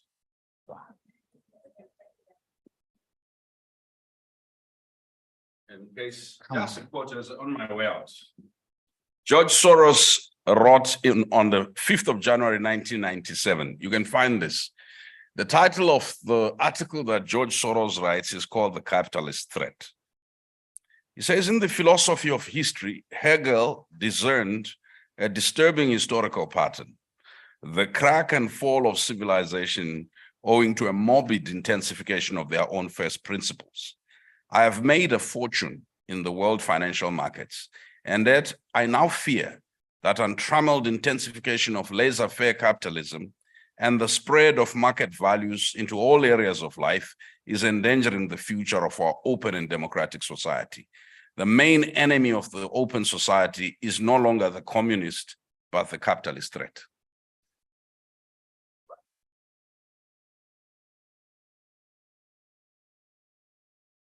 Thank you so much, Brian. I appreciate that.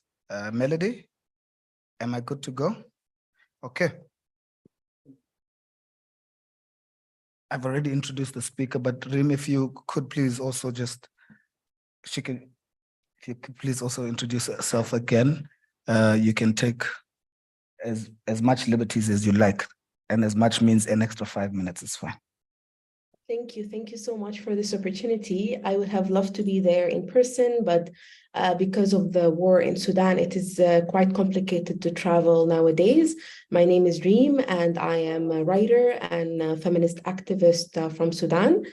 I'm very happy to be here with you today and to talk about my recent book, Undoing Resistance, 3 Decades of the Islamic Regime's Assault on the Arts of Sudan, because it's, I was inspired by this book to be part of this, great conference, because it's very much related to the work that you're doing today. I'm going to take you on a journey today, a journey inside different Sudanese universities. And I'm going to talk about protection. I'm going to talk about power. I'm going to talk about culture. I'm going to talk about arts. And some parts could be violent. Some parts could be very upbeat. Some parts could be very inspiring. So I hope you enjoy this journey. I want to start by telling a story. It was December 1989. The University of Khartoum, which is the oldest university in Sudan, was witnessing one of its most difficult weeks. A cultural event was attacked by Islamist students. They are students affiliated with the ruling junta that came to power in June 1989 through a military coup. They controlled the student union. An art student, Bashir al-Tayyib, was stabbed to death by another student. In just a few days, another student, Salim Abu Bakr, was killed, and the student movement or the student body began protesting. Ataya Abu Agla, a female art student, was shot dead as she was on her way to join the protests. This is the University of Sudan. It's a platform for activism, a platform for cultural enlightenment, for art, for human rights activism, and also a place of great violence and devastation. Violence was systematic, as it was always used as a tool to silence the student body into submission. But why was the university a place for governments to show power?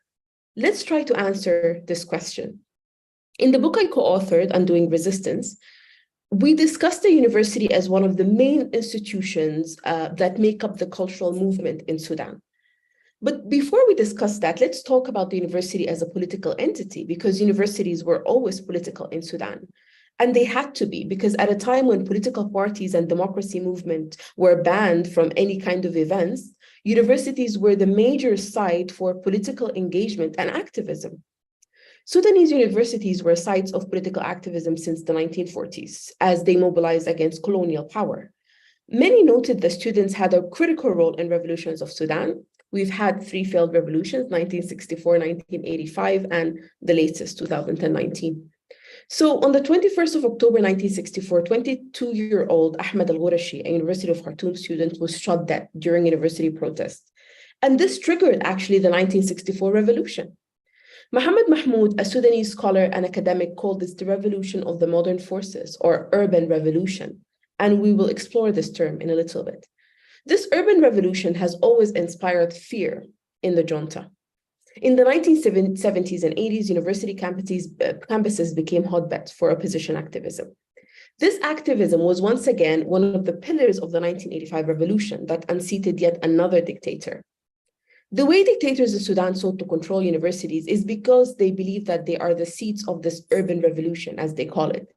So as dictators established a political party, monopolized the political and civic space, they also attempted to control the campuses by having administration to reflect their politics. And this is why the Islamists sought to control the Ministry of Education in the late 1980s, even before they came to power in the 1989 coup, because controlling the Ministry of Education gives them access to controlling universities and schools, two entities that they saw as very dangerous to their power, because they were reluctant to surrender to military dictatorships. In fact, the ousted President al-Bashir personally appointed the members of the National Council for Higher Education and Scientific Research, the body that oversees higher education in the country. Here, I want to dwell on this idea of local coloniality, if I may call it so. The Islamist regime, which ruled Sudan between 1989 and 2019, had a project that they called the Civilizational Project. In the words of one of its founders, the Civilizational Project is a project that seeks to re-engineer the Sudanese individual. The project, as I see it, is almost an internal occupation, right? Because it aims to control all aspects of social and political life. And this was done through laws and that controlled how we dress, how we represent or present ourselves in public spaces. And it even trespassed into our personal spaces to scrutinize our behavior. Under this pretense, private libraries were confiscated. Under this pretense, the dress code and behavior of students, especially female students, was criminalized. So let's move a little bit to after that. 1997, presidential decree called for the formation of jihadi units within universities to suppress the growing dissent and student movement, which was so strong. With the presence of the jihadi units, campuses were turned into war zones, and several state universities inside Khartoum and in several states became dangerous, which drove families to turn to private universities to ensure the protection and, of course, the timely graduation of their loved ones, because universities continued to be shut down when protests erupted. And before the 2019 revolution, administration of the University of Khartoum, for example, shut down the university in 2011, 12, 13, 14, 16, and 2018, all because of protests. And the closure would be like for a few months, basically. So it took a decade for students to graduate. And shutting down universities, because universities in a way protect students, right? So shutting down the universities mean that many students will not come back because they will have to go to work. And once they start working, it will be very difficult for them to come back, to convince their families to bring them back to university. And also it could mean arranged marriages for female students and other problems. Most political parties in Sudan have student groups and they work on campus because, and student politics is so important that people would put their life at risk to secure a ballot box at a student union election. Because power in a student union means that you can challenge the authority and you can challenge the way the university deals with pressing issues such as strikes, university fees, and so on. So the political environment across Sudanese universities in general is shaped by this mixture of federal level rules, state politics, and that are driven by the governor in charge and the strength of the local ruling party, as well as internal politics inside the university. And for many decades, the student union was always under the control of the ruling party until a body calling itself the Student Unit, coalition of student-based political groups, non-political student groups, as well as cultural associations came together. And really, the student union showed the government and even the political parties, opposition political parties, what democracy could be like and what protection could be like for students. Because in a way, when they managed to successfully take over the student unions, through elections in different universities, they managed to consolidate power from the Islamists.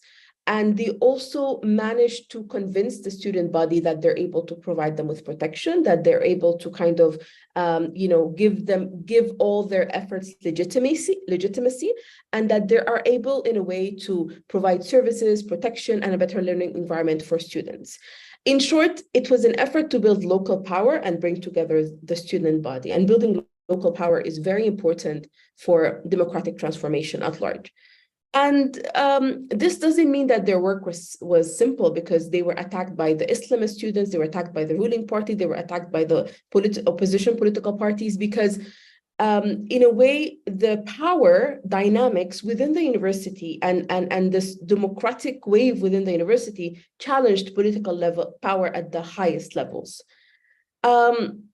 So, and in a way, not only the political movement, because universities are basically platforms for, or they are part of the larger political and cultural infrastructure in Sudan. And the cultural movement in Sudan has deep roots, inside campuses.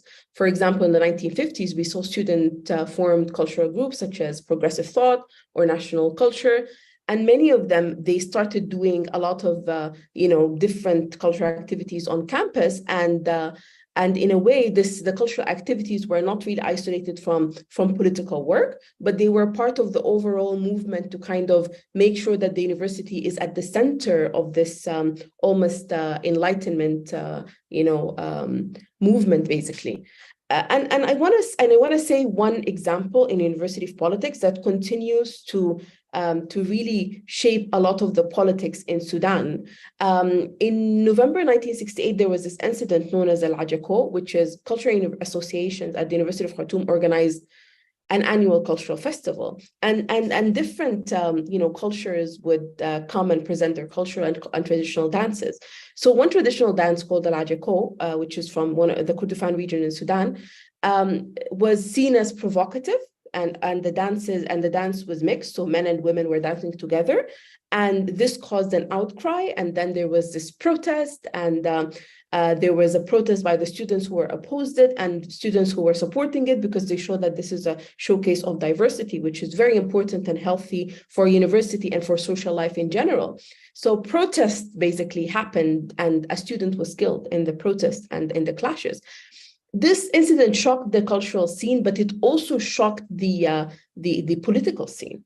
It shocked the political scene, and it led to activists and politicians coming together in a collective called Abadamat to kind of, it inspired this conversation on this attack on freedom of expression and belief. So this incident, every time we talk about attacks on freedom of expression, it's listed as this almost like pioneer incident by which it inspired this movement around this idea of freedoms and personal freedoms and so on. So to move on, the university was always a critical institution, because not only did it resist like the different juntas and the different ideological regimes and their civilizational projects that I described, which sought to engineer the public in Sudan, but it was also a hub for cultural events, political parties. And it was a place to spread knowledge. It was a place to build a constituency for resistance against the regime. It was a place for revolutions to happen. It was a place for women to talk and to campaign against dress codes, against oppression, against domestic violence. Where a lot of this also feminist activism was really inside universities.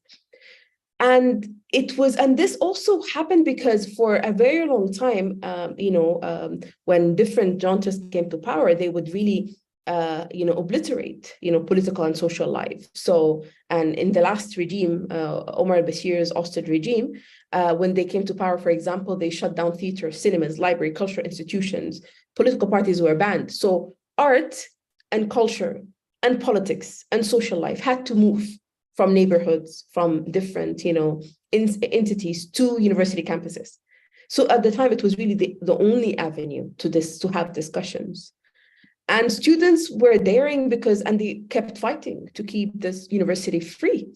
And this is why the perfect chant that students used to say is always, the university is free and the military should leave. So this fight to keep the university a free space happened as the universities turned into battlegrounds. But then the battles were not fought with weapons. They were fought with poetry, writing, songs, plays.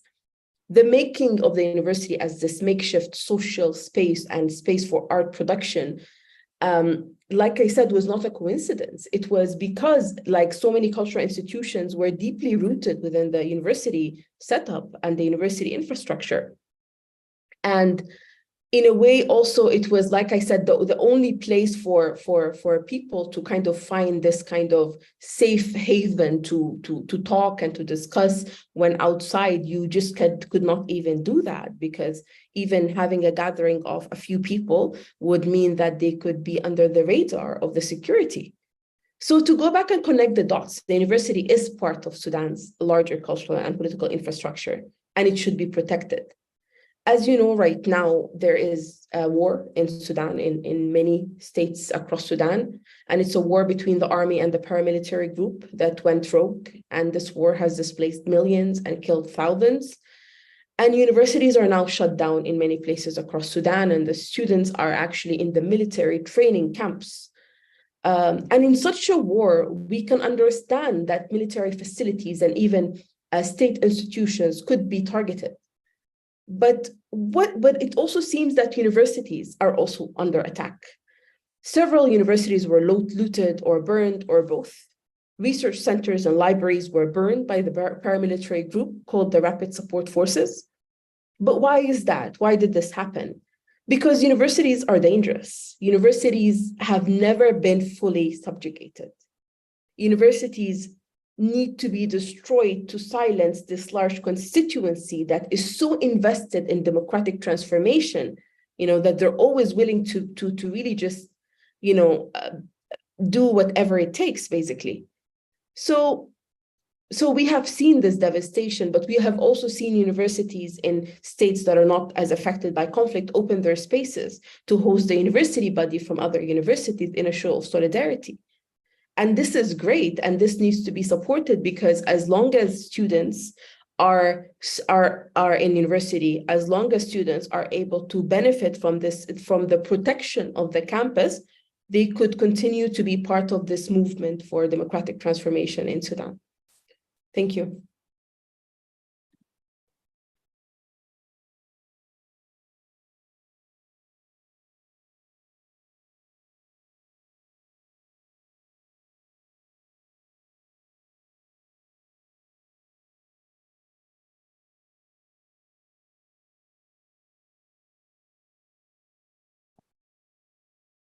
Opportunity to participate in this relevant conversation.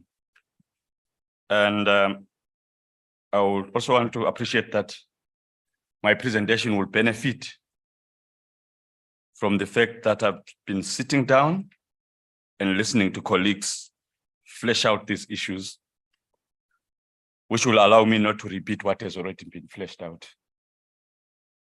Right. My elected topic under the present theme is that decolonizing the westernized university in Africa, a philosophy of liberation and critical diversity literacy perspective. My principal allegation in this presentation is that conventional and hegemonic human rights discourse paradoxically works to conceal rather than reveal human wrongs. Right within the rhetoric of human rights discourse, in its liberal and its neoliberal texture, are concealed human wrongs.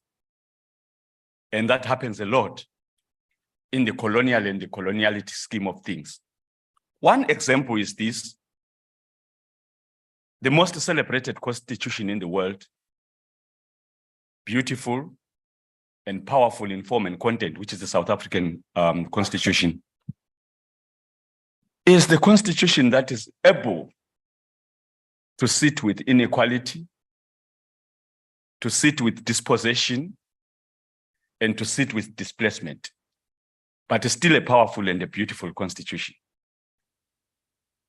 How does that happen? Hegemonic and conventional human rights discourse does that. A lot of sound, but no sense in it. I would want to quickly break down my topic so that I can try and maintain a certain logic. I mentioned the westernized university in Africa. And that is exactly to press home the point that the university system within which we are operating is Western. This hegemonic model of the university, which is the Euro-American model, is a westernized university that found itself in the global South. And that's why we find ourselves here. is not an African university. It's a university in Africa or a university on African soil. But its form and its content is Western. Since we are students, I would like to just suggest some literature on this subject. There is a short and sharp research paper by Robert Krieger. It's available for free online. It's titled Shredding the Veil of Reconciliation, where Krieger fleshes out the history of the university in South Africa, starting with the legislations that led to the construction and institution of these universities. Their motto at the beginning was for the education of the sons of empire.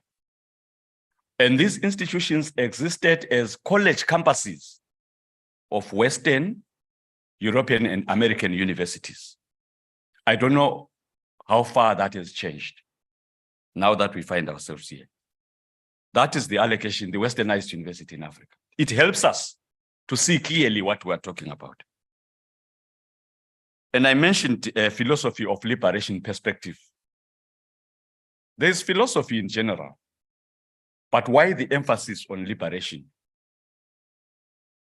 Philosophy in general, hegemonic and conventional as it can be, is fascinated with the love for wisdom, inquiry, search for the true, search for the beautiful, and search for the powerful. But can we in the global South afford that luxury and that privilege of waking up in the morning, seeking the beautiful, seeking the true, and seeking the powerful? We exist in corners of the world where love itself was prohibited, where love itself was banished. So maybe our philosophy will be the philosophy that is the courage of wisdom and the courage to love in circumstances where love was made impossible.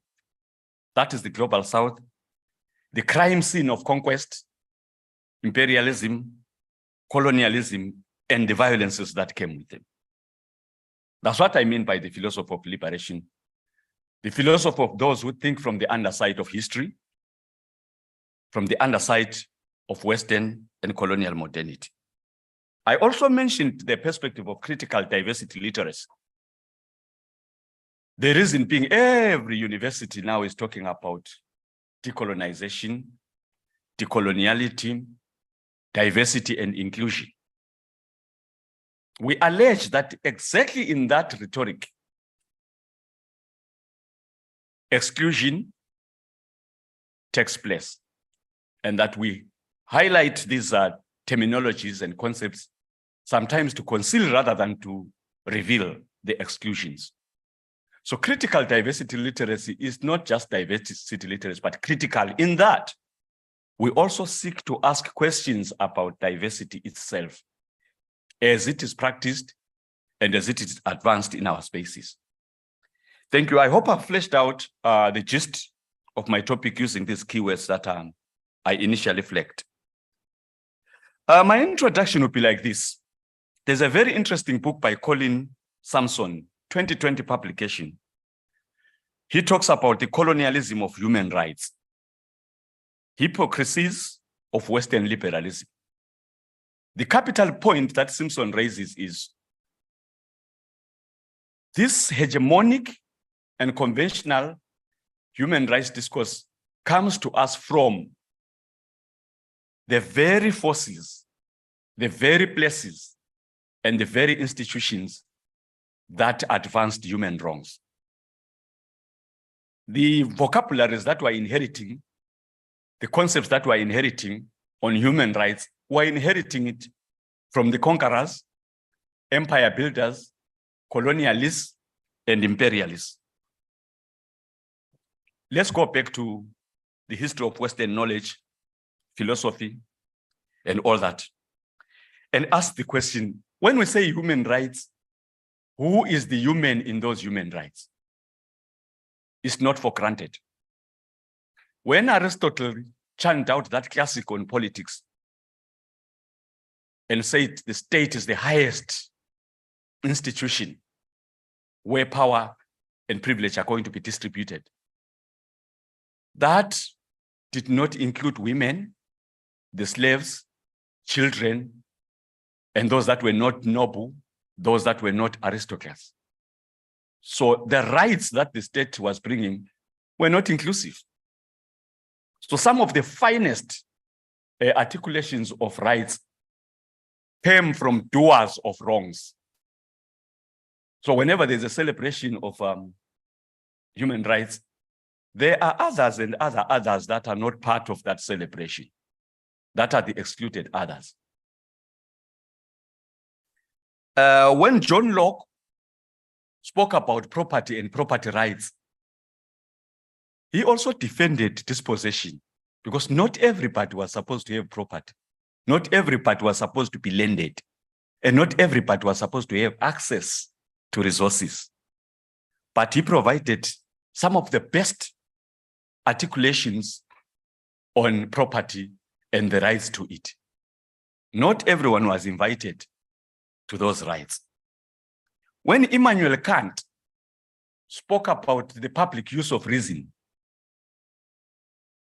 and the importance of possessions, the importance of progress, that importance excluded the people that he referred to as barbarians and the colonialism and the conquest that he defended.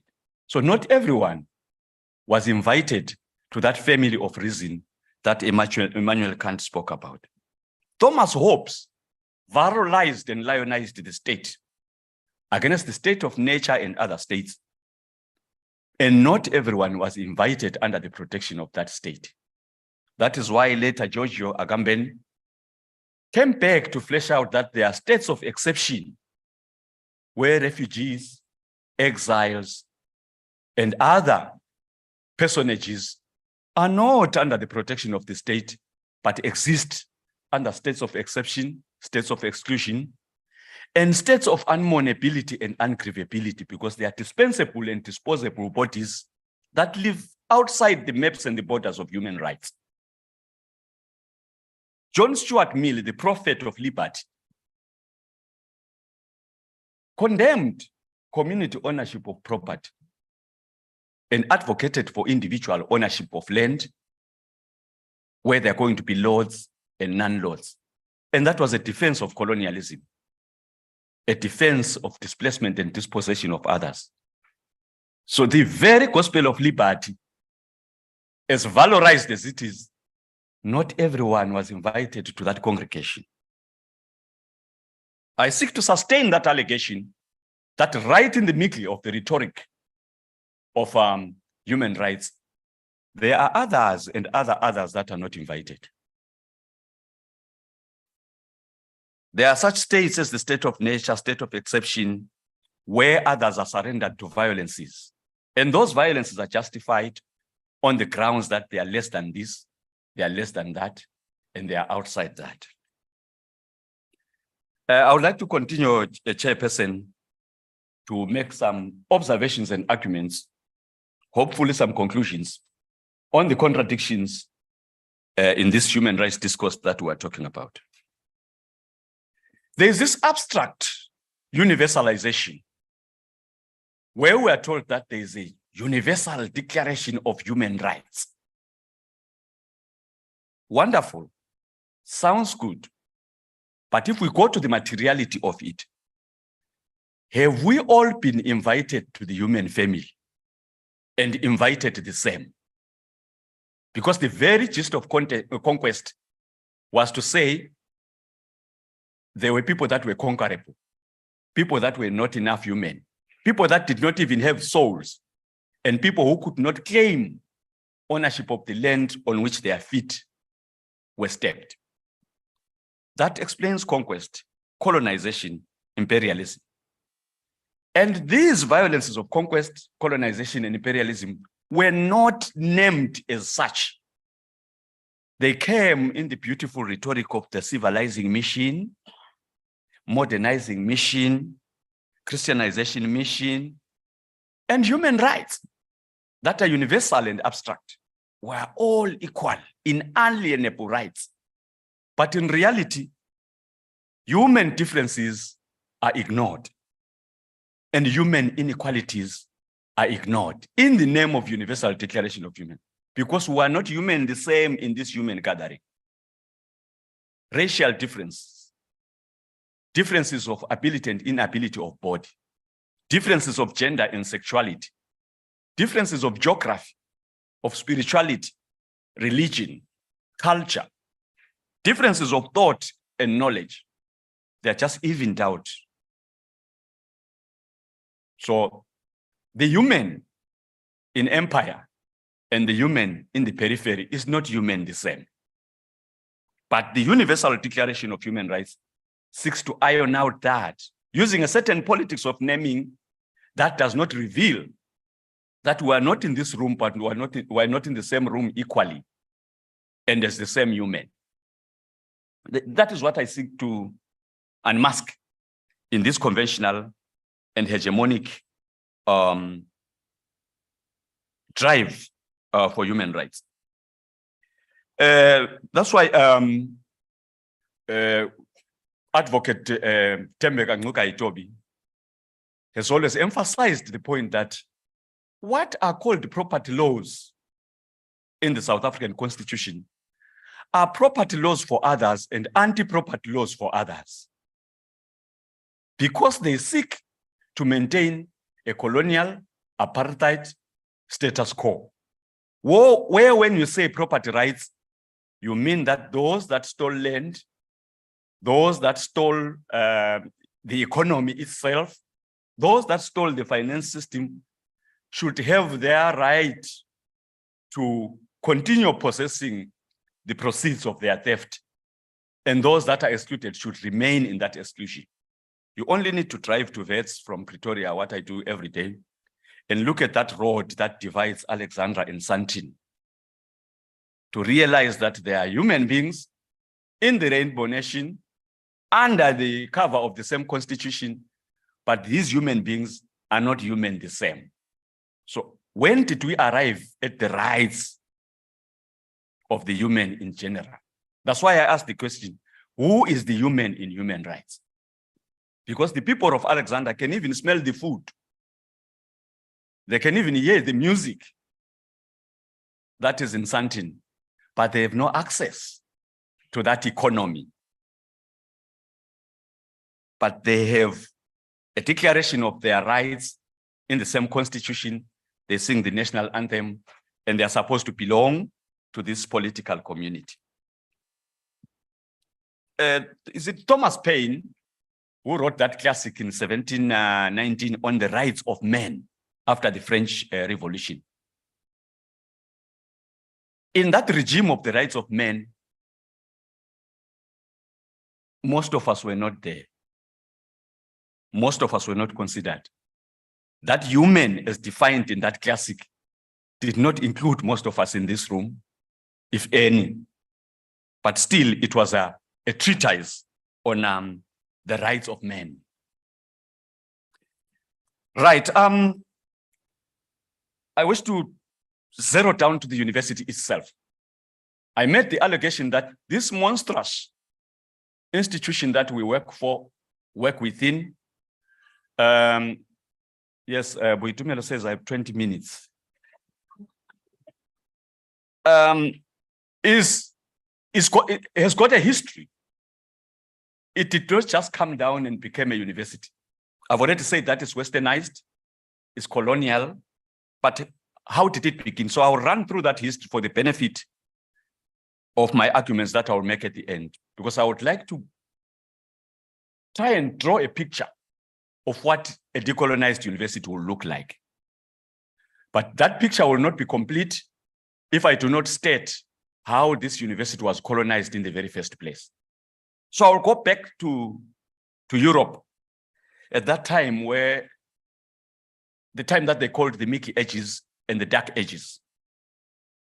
At the time, the authority of knowledge rested with theologians, prophets, priests, and kings. To know was to be religious. The authority of knowing rested with the religious community and religious individuals. That's why all knowledges were tested for their religiosity. If you are found with knowledge that is not religious, you are crucified at the stakes and burned as satanic, as criminal, as evil. Because only priests, prophets, and kings could circulate knowledge. That era came to an end when the era called the Enlightenment came. There are these powerful knowers, brilliant scientists and philosophers who said God is dead. We can now use science, reason, and philosophy to conquer the universe and be masters of the universe. That was the beginning of the Enlightenment era. And at the time, all knowers were philosophers and scientists. There were no disciplines. That's why most philosophers, if you go back in the West, they practiced biological sciences, mathematics, and also did metaphysics and interpretation. There was one discipline, which was the discipline of knowledge, which made everyone a philosopher. That's why today every PhD is doctor of philosophy in this, doctor of philosophy in that. That title comes from that period. Right. So the Enlightenment killed God in that knowledge was taken from the sacred to the secular. You no longer needed to be a prophet or a priest or a king in order to produce and circulate knowledge. Great inventions came from that period. But for us in the global side, another invention came which was not enlightenment, but a darkenment. Because it is in the Enlightenment that ideas of conquest, imperialism, and colonialism came. That mastery of the universe included mastering you, included exploring and conquering, mapping, and bordering your land. So what was enlightenment for others was the darkenment and the bloodenment for others. Right in the Enlightenment, colonialism, slavery, and other violences were born. But I want to go back to the knowledge production, the disciplines, and how they came to be given to us. Within that Enlightenment family of philosophers, there was a fight. One group said, just like the priests and the prophets of the past, you philosophers are also superstitious. You don't respect evidence. You just dream. Metaphysics, interpretation, qualitative analysis. This is not science. They branched off and produced what was called the hard and the natural sciences. That is how philosophy was expelled from the sciences. Biology, chemistry, physics, and other sciences that we have now in the university. Philosophers remained with art, the humanities, and were marginalized by science. And they remain marginalized in this university because it's a college campus of the westernized university. Right. So there was that divorce of the Enlightenment. Those that remained in philosophy proper, humanities, and the arts were the dreamers that were dismissed as non-knowers, people that are not empirical, and people that have time to waste and that are not really gifted. Now there was the test tube, experimentation, and other ways of verifying the true and confirming it, mathematical sciences and other complications. Then there was a group that said, we miss the sciences, we miss the philosophers. Can't we have another church in between that uses scientific experimentation, but also benefits from metaphysical interpretation and all that? That was the birth of the social sciences that now do field work and do tests, statistical analysis, but still philosophize a bit. The first of them was history, which in the beginning was a study of the past, but was developed into a study even of the present and the future. I hope I've tried to clarify how these disciplines that were given to us were born. Because going down the line to the French Revolution, then that divine right of kings was completely wiped away. and a new society was born. A state, a new kind of state was born, and a new kind of economy was born. So the French Revolution concretized the state, concretized the new society, and concretized the market. These were two strange developments that the French Revolution concretized. Sociology was created as a discipline to study the new society. Not to study it for its benefit, but to study it so that it can be controlled. Economics was born for the study of the market, not to liberate the market for access for everyone, but how monopoly can be built. Adam Smith, 1776, had published the Wealth of Nations, which said that the wealth of nations of the West is going to be based on the cheap labor and the cheap resources of the barbarians. That is the foundation of economics. And then political science was born to study the state and how the state can use persuasion and coercion in order to achieve control and dominion. Those disciplines were born for dirty purposes and for colonial purposes. That state, that society, and that market were weaponized against the global South.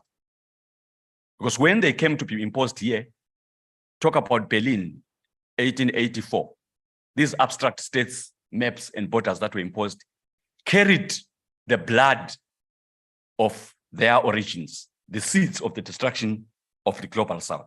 Fast forward to 1945, when the United States of America achieved hegemony over the whole world. There was a problem: Chinese communism and Soviet communism.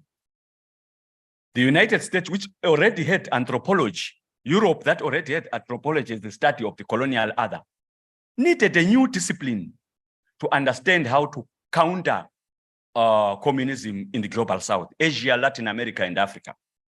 That's how development studies was born.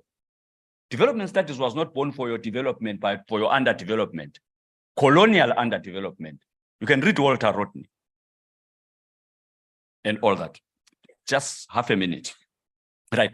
The point I want to emphasize is that these disciplines that we market, that we push every day, were born under very unhappy circumstances and were not born for our happiness or for our liberation. Before you talk about curriculum transformation, let's talk about the disciplines, how they can be repurposed, how they can be decolonized, so that they work for our liberation, our happiness, and our empowerment.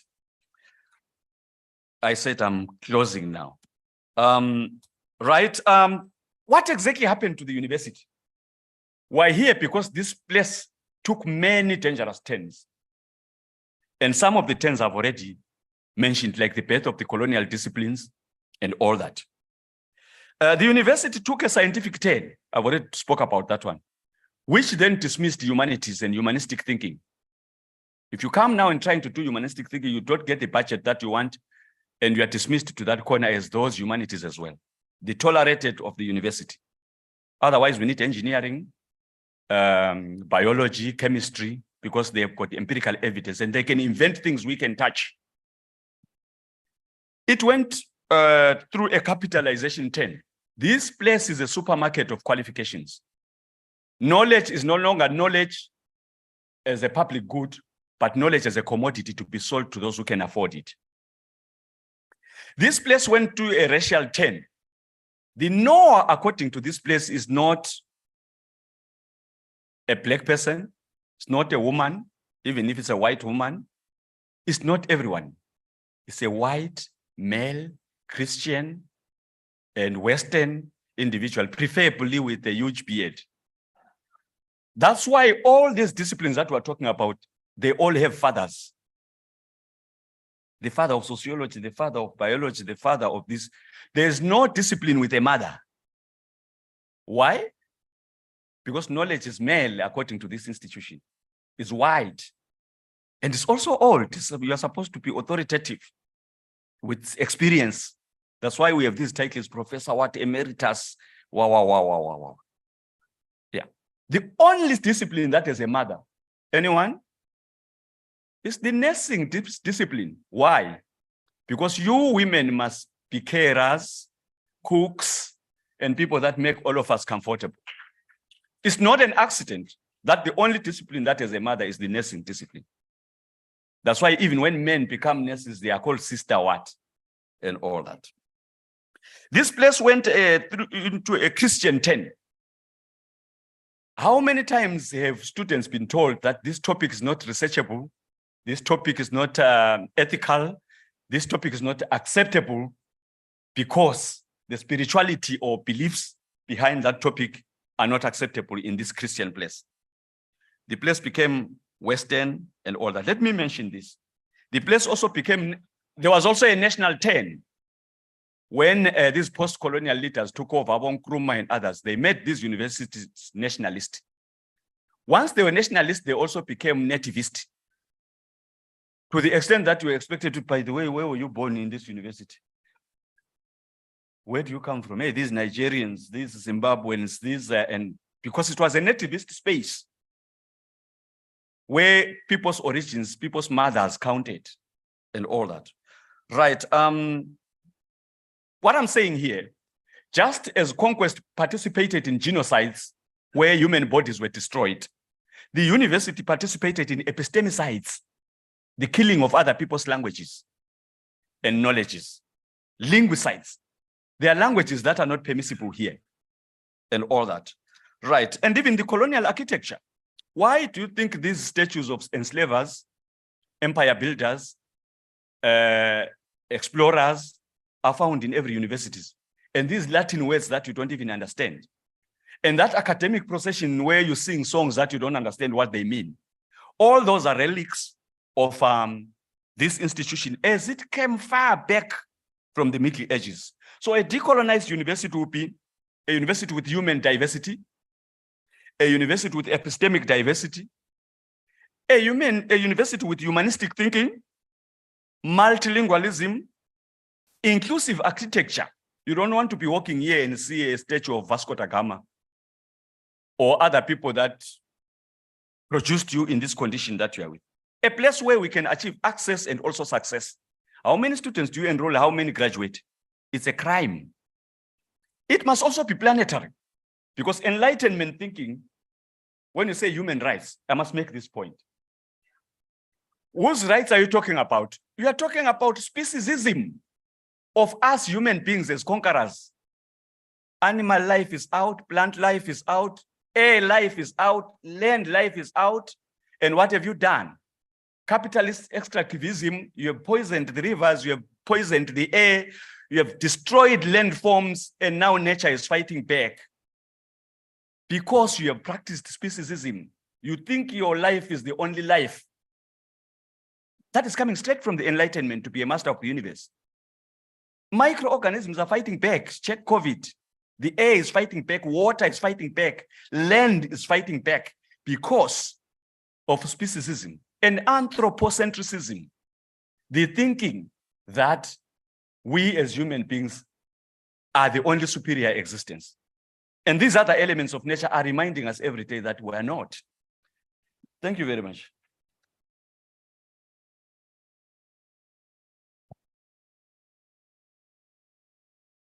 My privilege of summarizing has gone away. It is, I don't think that, first of all, I have enough time or even, enough expertise and words to be able to summarize that session. I think it was a very powerful session. Can you give them a round of applause again? Suffice to say, it is probably important. I think that's why the organizers, put that topic at the end, so that we can be able to close the discussion in a way that reopens it one more time. And as people leave and go to their places where they do their thinking, do their knowing, they can continue to reflect on a lot of the conversations that we've had over the past couple of days, and also particularly this session. And I think importantly, we have all been cautioned again to not take for granted the whole idea of what a university is, the whole idea of what human rights are, and the whole idea of who is the human when we consider human rights. And I think that is a very powerful contribution that was made here. And I'd also like to speak about the artistic expression that we saw earlier. Part of this way of thinking, knowing, and doing is that we think we normally expect people to come here and speak and sit down. And if you're William, you speak longer than you have to.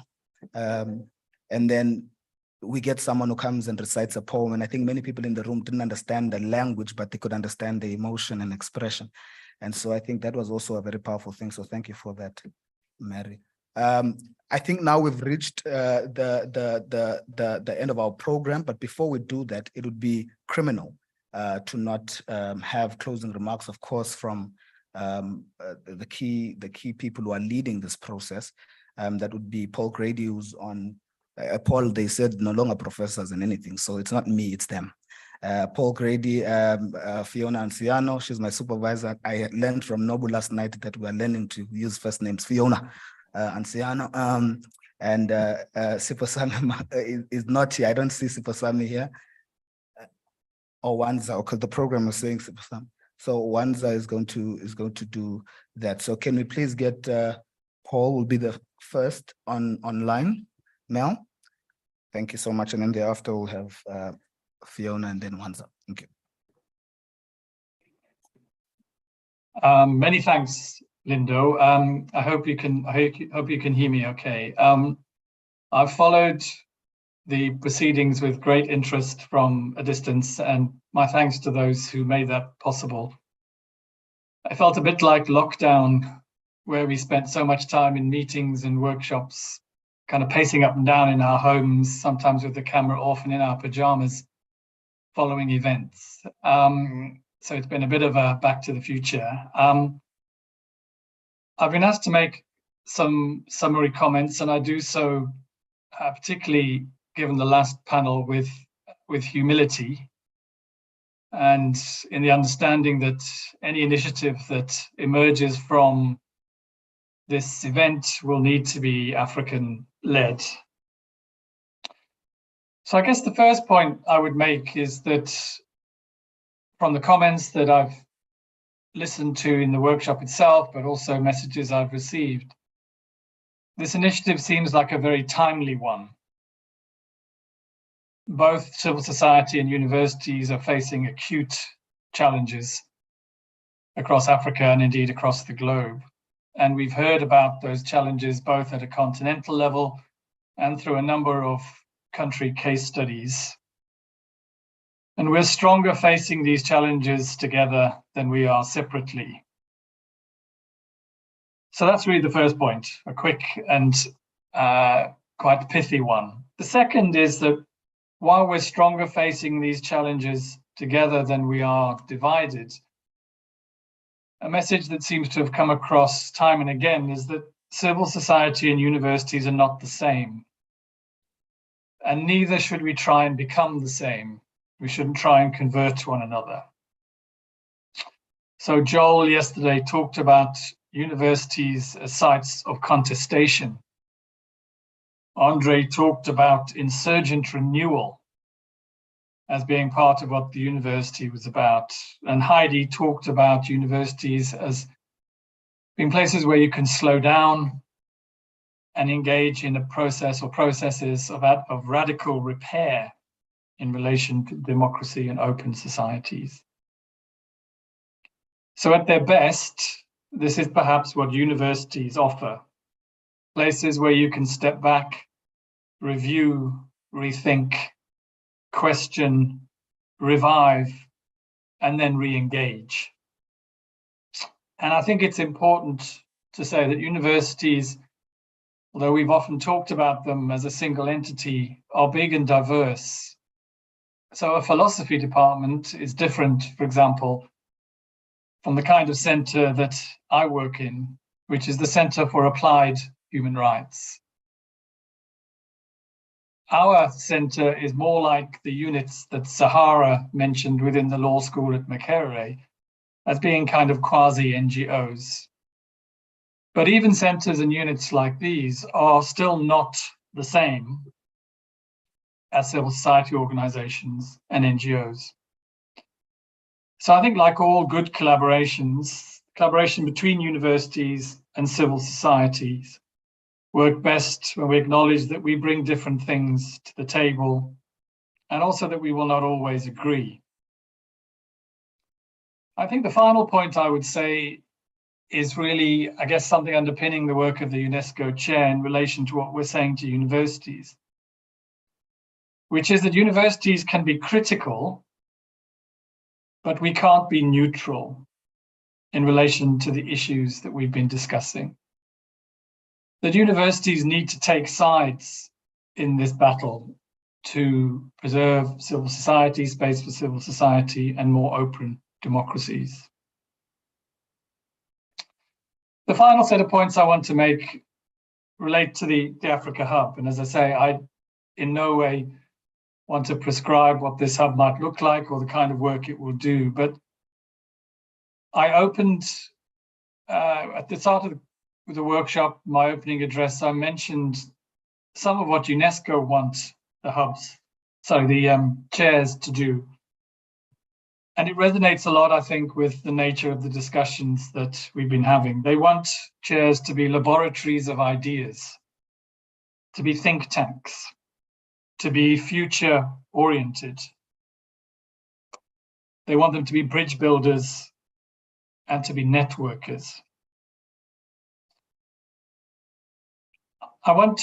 There's perhaps 4 or 5 key issues that seem to me to have come up as frequently across different panels during the workshop, which I want to touch on briefly. The first one is around language and terminology.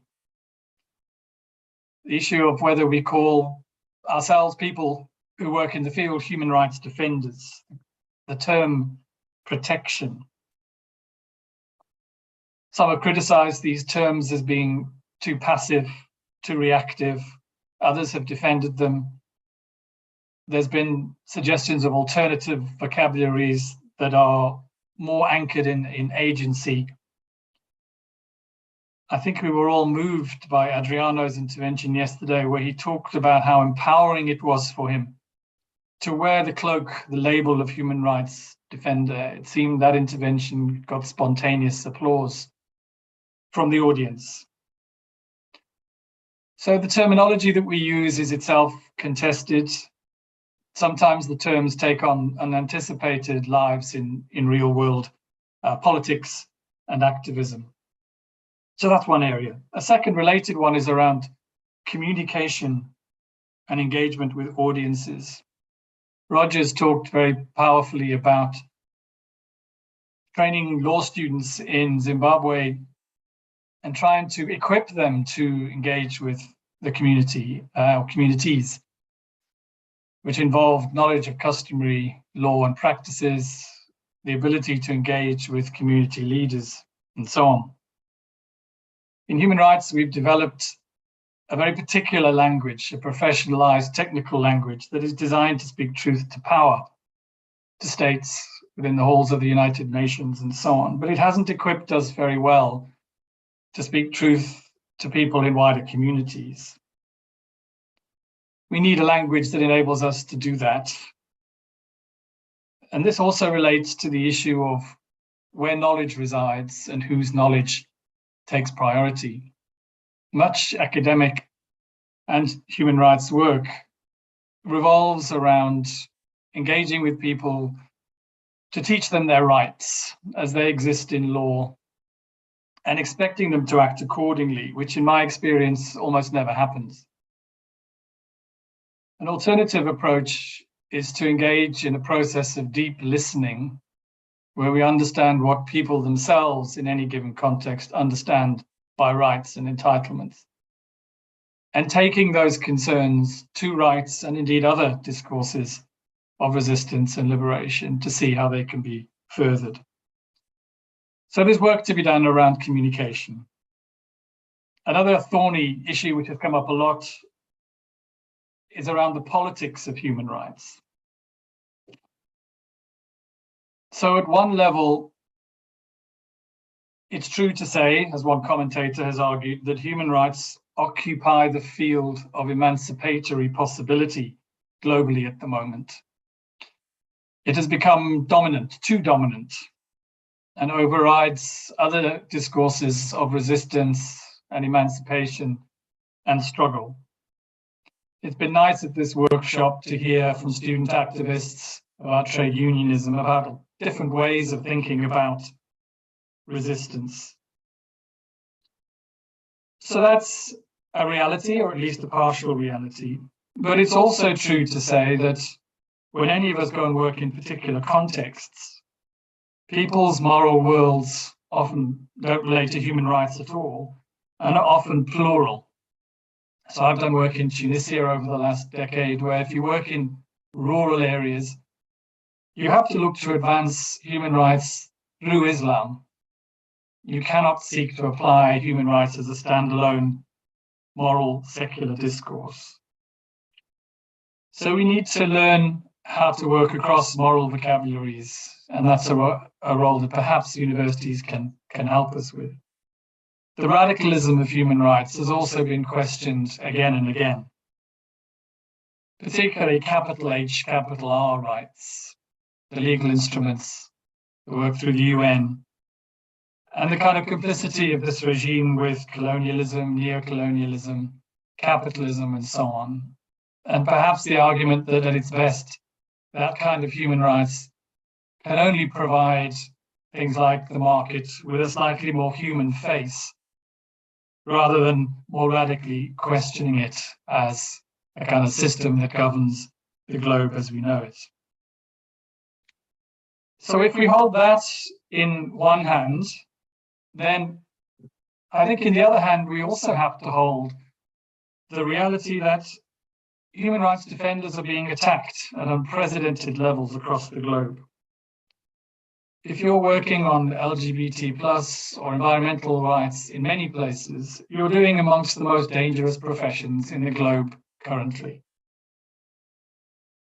So judging by this reality, states do not feel as though they've co-opted human rights, and neither does the market. Indeed, human rights defenders seem to be perceived as amongst the most dangerous and subversive people currently working across the planet. Both of these realities are true, and trying to make sense of them in terms of, I guess, the work of the Hub and the UNESCO chair is a complicated matter and is a challenge for us as we move forward.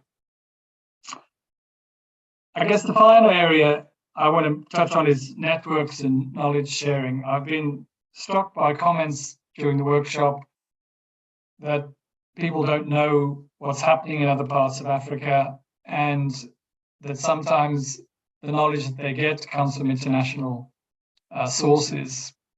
And so I guess the question here is whether the Hub can do some work to try and alleviate that through knowledge sharing and network developing between universities and civil societies across the continent. So in terms of the Hub moving forward, as I said, that's an agenda for people locally to take forward. But it does seem to me that critical thinking and critical engagement and trying to come up with new ways of thinking across the areas I've identified, the kind of languages we use, how we communicate, the politics of human rights, how we exchange and share knowledge and support one another are things that the Hub could usefully make a contribution to. Let me end by thanking Fiona, Tumi, Lindo, Melly, and the wider team at UWC for organizing this event. I hope someone locally will thank them in person, but I'm immensely grateful for their role that they played in facilitating what seems to have been a really fantastic event. So let me end with that. Thank you, and I'll hand back to Lindo. Thank you.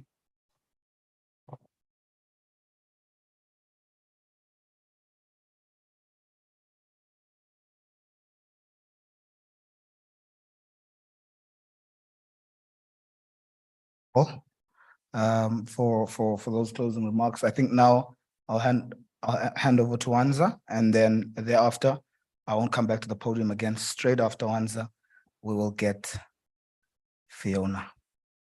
I said it with no fear, Fiona. Yes.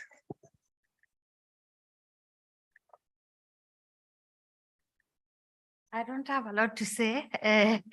Good evening to all of us. On behalf of Open Society Foundations. Oh, okay, like that, can you hear me? Yes, so I said, on behalf of the Open Society Foundations, I firstly would like to thank all of us very much. We've been very patient. 3 days of very intense conversations, very robust participation. We are all very, very proud of you. And I'm happy I've learned a lot also because the conversations are very enriching. Also, they ask questions we must ask. And I'm hoping if there's anything we take from here is those difficult questions that we must always try to answer as we do the work that we do. It's very clear to all of us that the work we do needs the support of academia because there are so many emerging issues that we need to understand. There are so many things that are changing, including the landscape of political governance in our own continent, let alone globally. So why are we having this resurgence in coups in West Africa? What's going on there? Why do we have these all issues challenging, positioning challenging the domination of the US dollar in the global economy? What does that mean for us? Why this repositioning by NATO?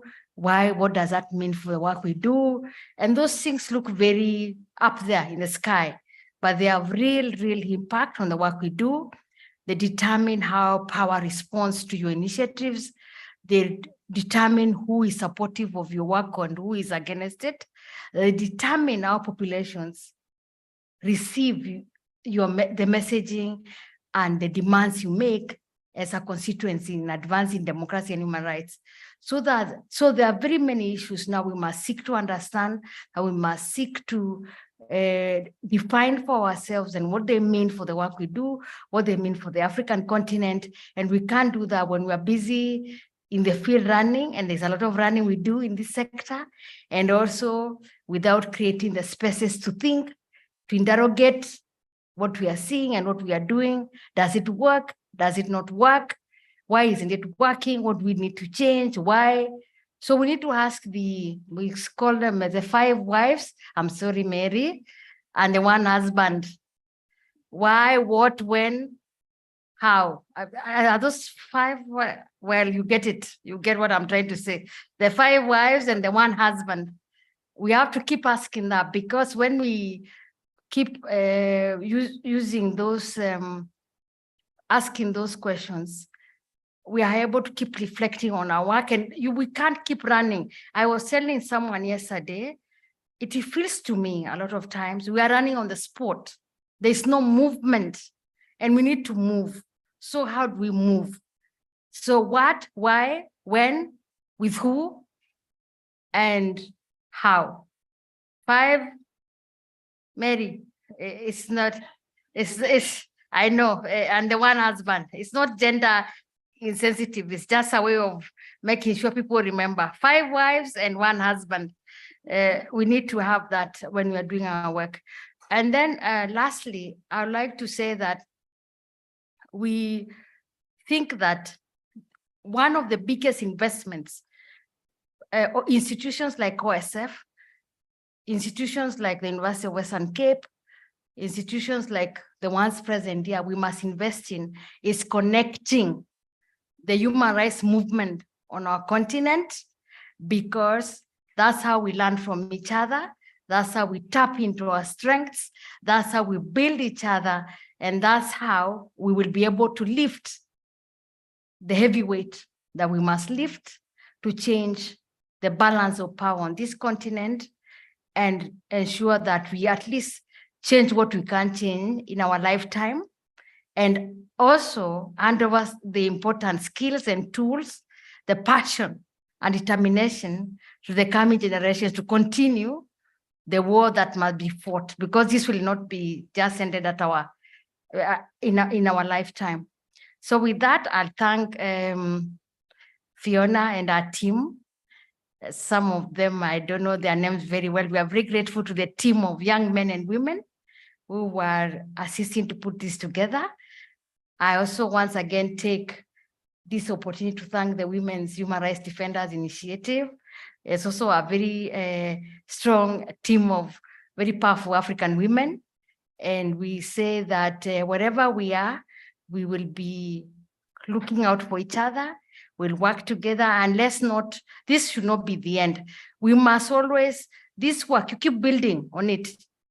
One conversation is never enough, and we can't get where we need to go without always assembling and reviewing where we were coming from and where we are going. So I'm hoping we will be together again soon, probably not here, maybe in Cameroon. The young man from Cameroon, I felt sorry about that because that's a valid point he made. Maybe you will go to Cameroon for the next assembly of this constituency. And with that, thanking you very much. Have a good evening. Bon voyage. If you have a flight to take, I'm sure a lot of us have to move somehow from here to another place. And those who remain, we will be happy to return. Thank you very much.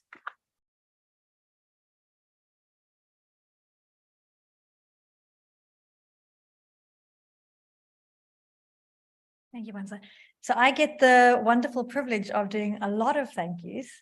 And the thank you I want to start with is, do you guys know that I read this book recently called 4,000 Weeks. We live on average, the average person has 4,000 weeks in their life. That's kind of a scary number. It doesn't seem like very much. And you've just spent one of them here. But I do want to thank you for that. To all the speakers, all the participants, and everyone who came to join us. Time is a very valuable commodity. And we appreciate that you've taken your time to be here, to reflect and to think with all of us. And the energy that's been in this room. You know, it's just amazing. When we conceptualized this idea, and it's been something that we've been talking about for a very long time. And actually, interestingly, it was about 6 months ago, we were going to have a small workshop with about 10 people to discuss gender-based violence at, in universities. And then, I don't know, I'd had a strong coffee that day or something. And I said, Paul, to me, guys, if we're going to do that, why don't we just have a whole symposium? And here we are. It grew and it grew. And I think it is such a good thing that it has, because everyone has brought such an energy to this room and such a wealth of thoughts. And as Paul said, the timing seems to be really, really appropriate. So the thank yous. The thank you I want to start with is obviously the partners. I mean, I started saying at the beginning 3 days ago that this has been a real partnership, and it is.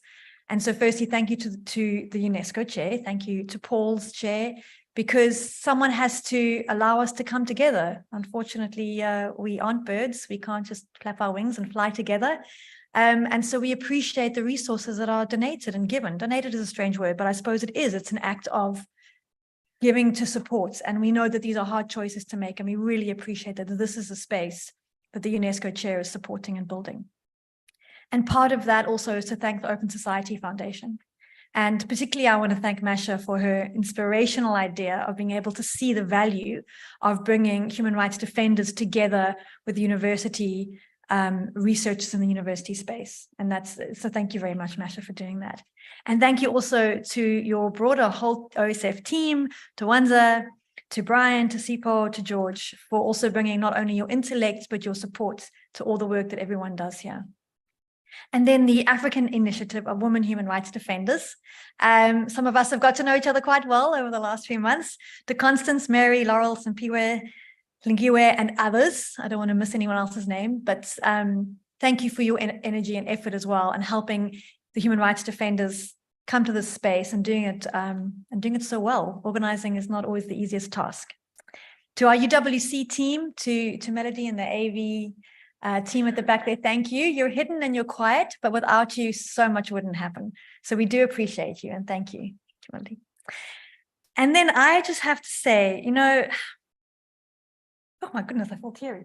So it's been a long journey with an amazing team. And if I had to tell you where I started with Tumi, with Lindo, with Millie, we've come a very long way. I know it's a crazy thing to be tearful about, but I'm so proud of my team. You wouldn't know this is the first time we've arranged something like this, because they have done it beautifully. And I'm not just proud because they're really good at organizing. I'm proud because this is the generation that are taking us forward. And these are the bright minds of our time. And every day, you know, I had an interesting, so I had to go and do a promotions interview for professorship while the symposium was starting, the most stressful hour of my life. So you're all coming in and I'm sitting there. And you know what I got asked? What do you learn from your students? And I couldn't have thought of a better question, because everything I learned from my students. Yes, the books are good and we need those, but we need to learn from the people who are sharing their knowledge and their experience with us. So my thank you is thank you for organizing. Thank you for teaching. Thank you for being there, and thank you for sharing your intellect.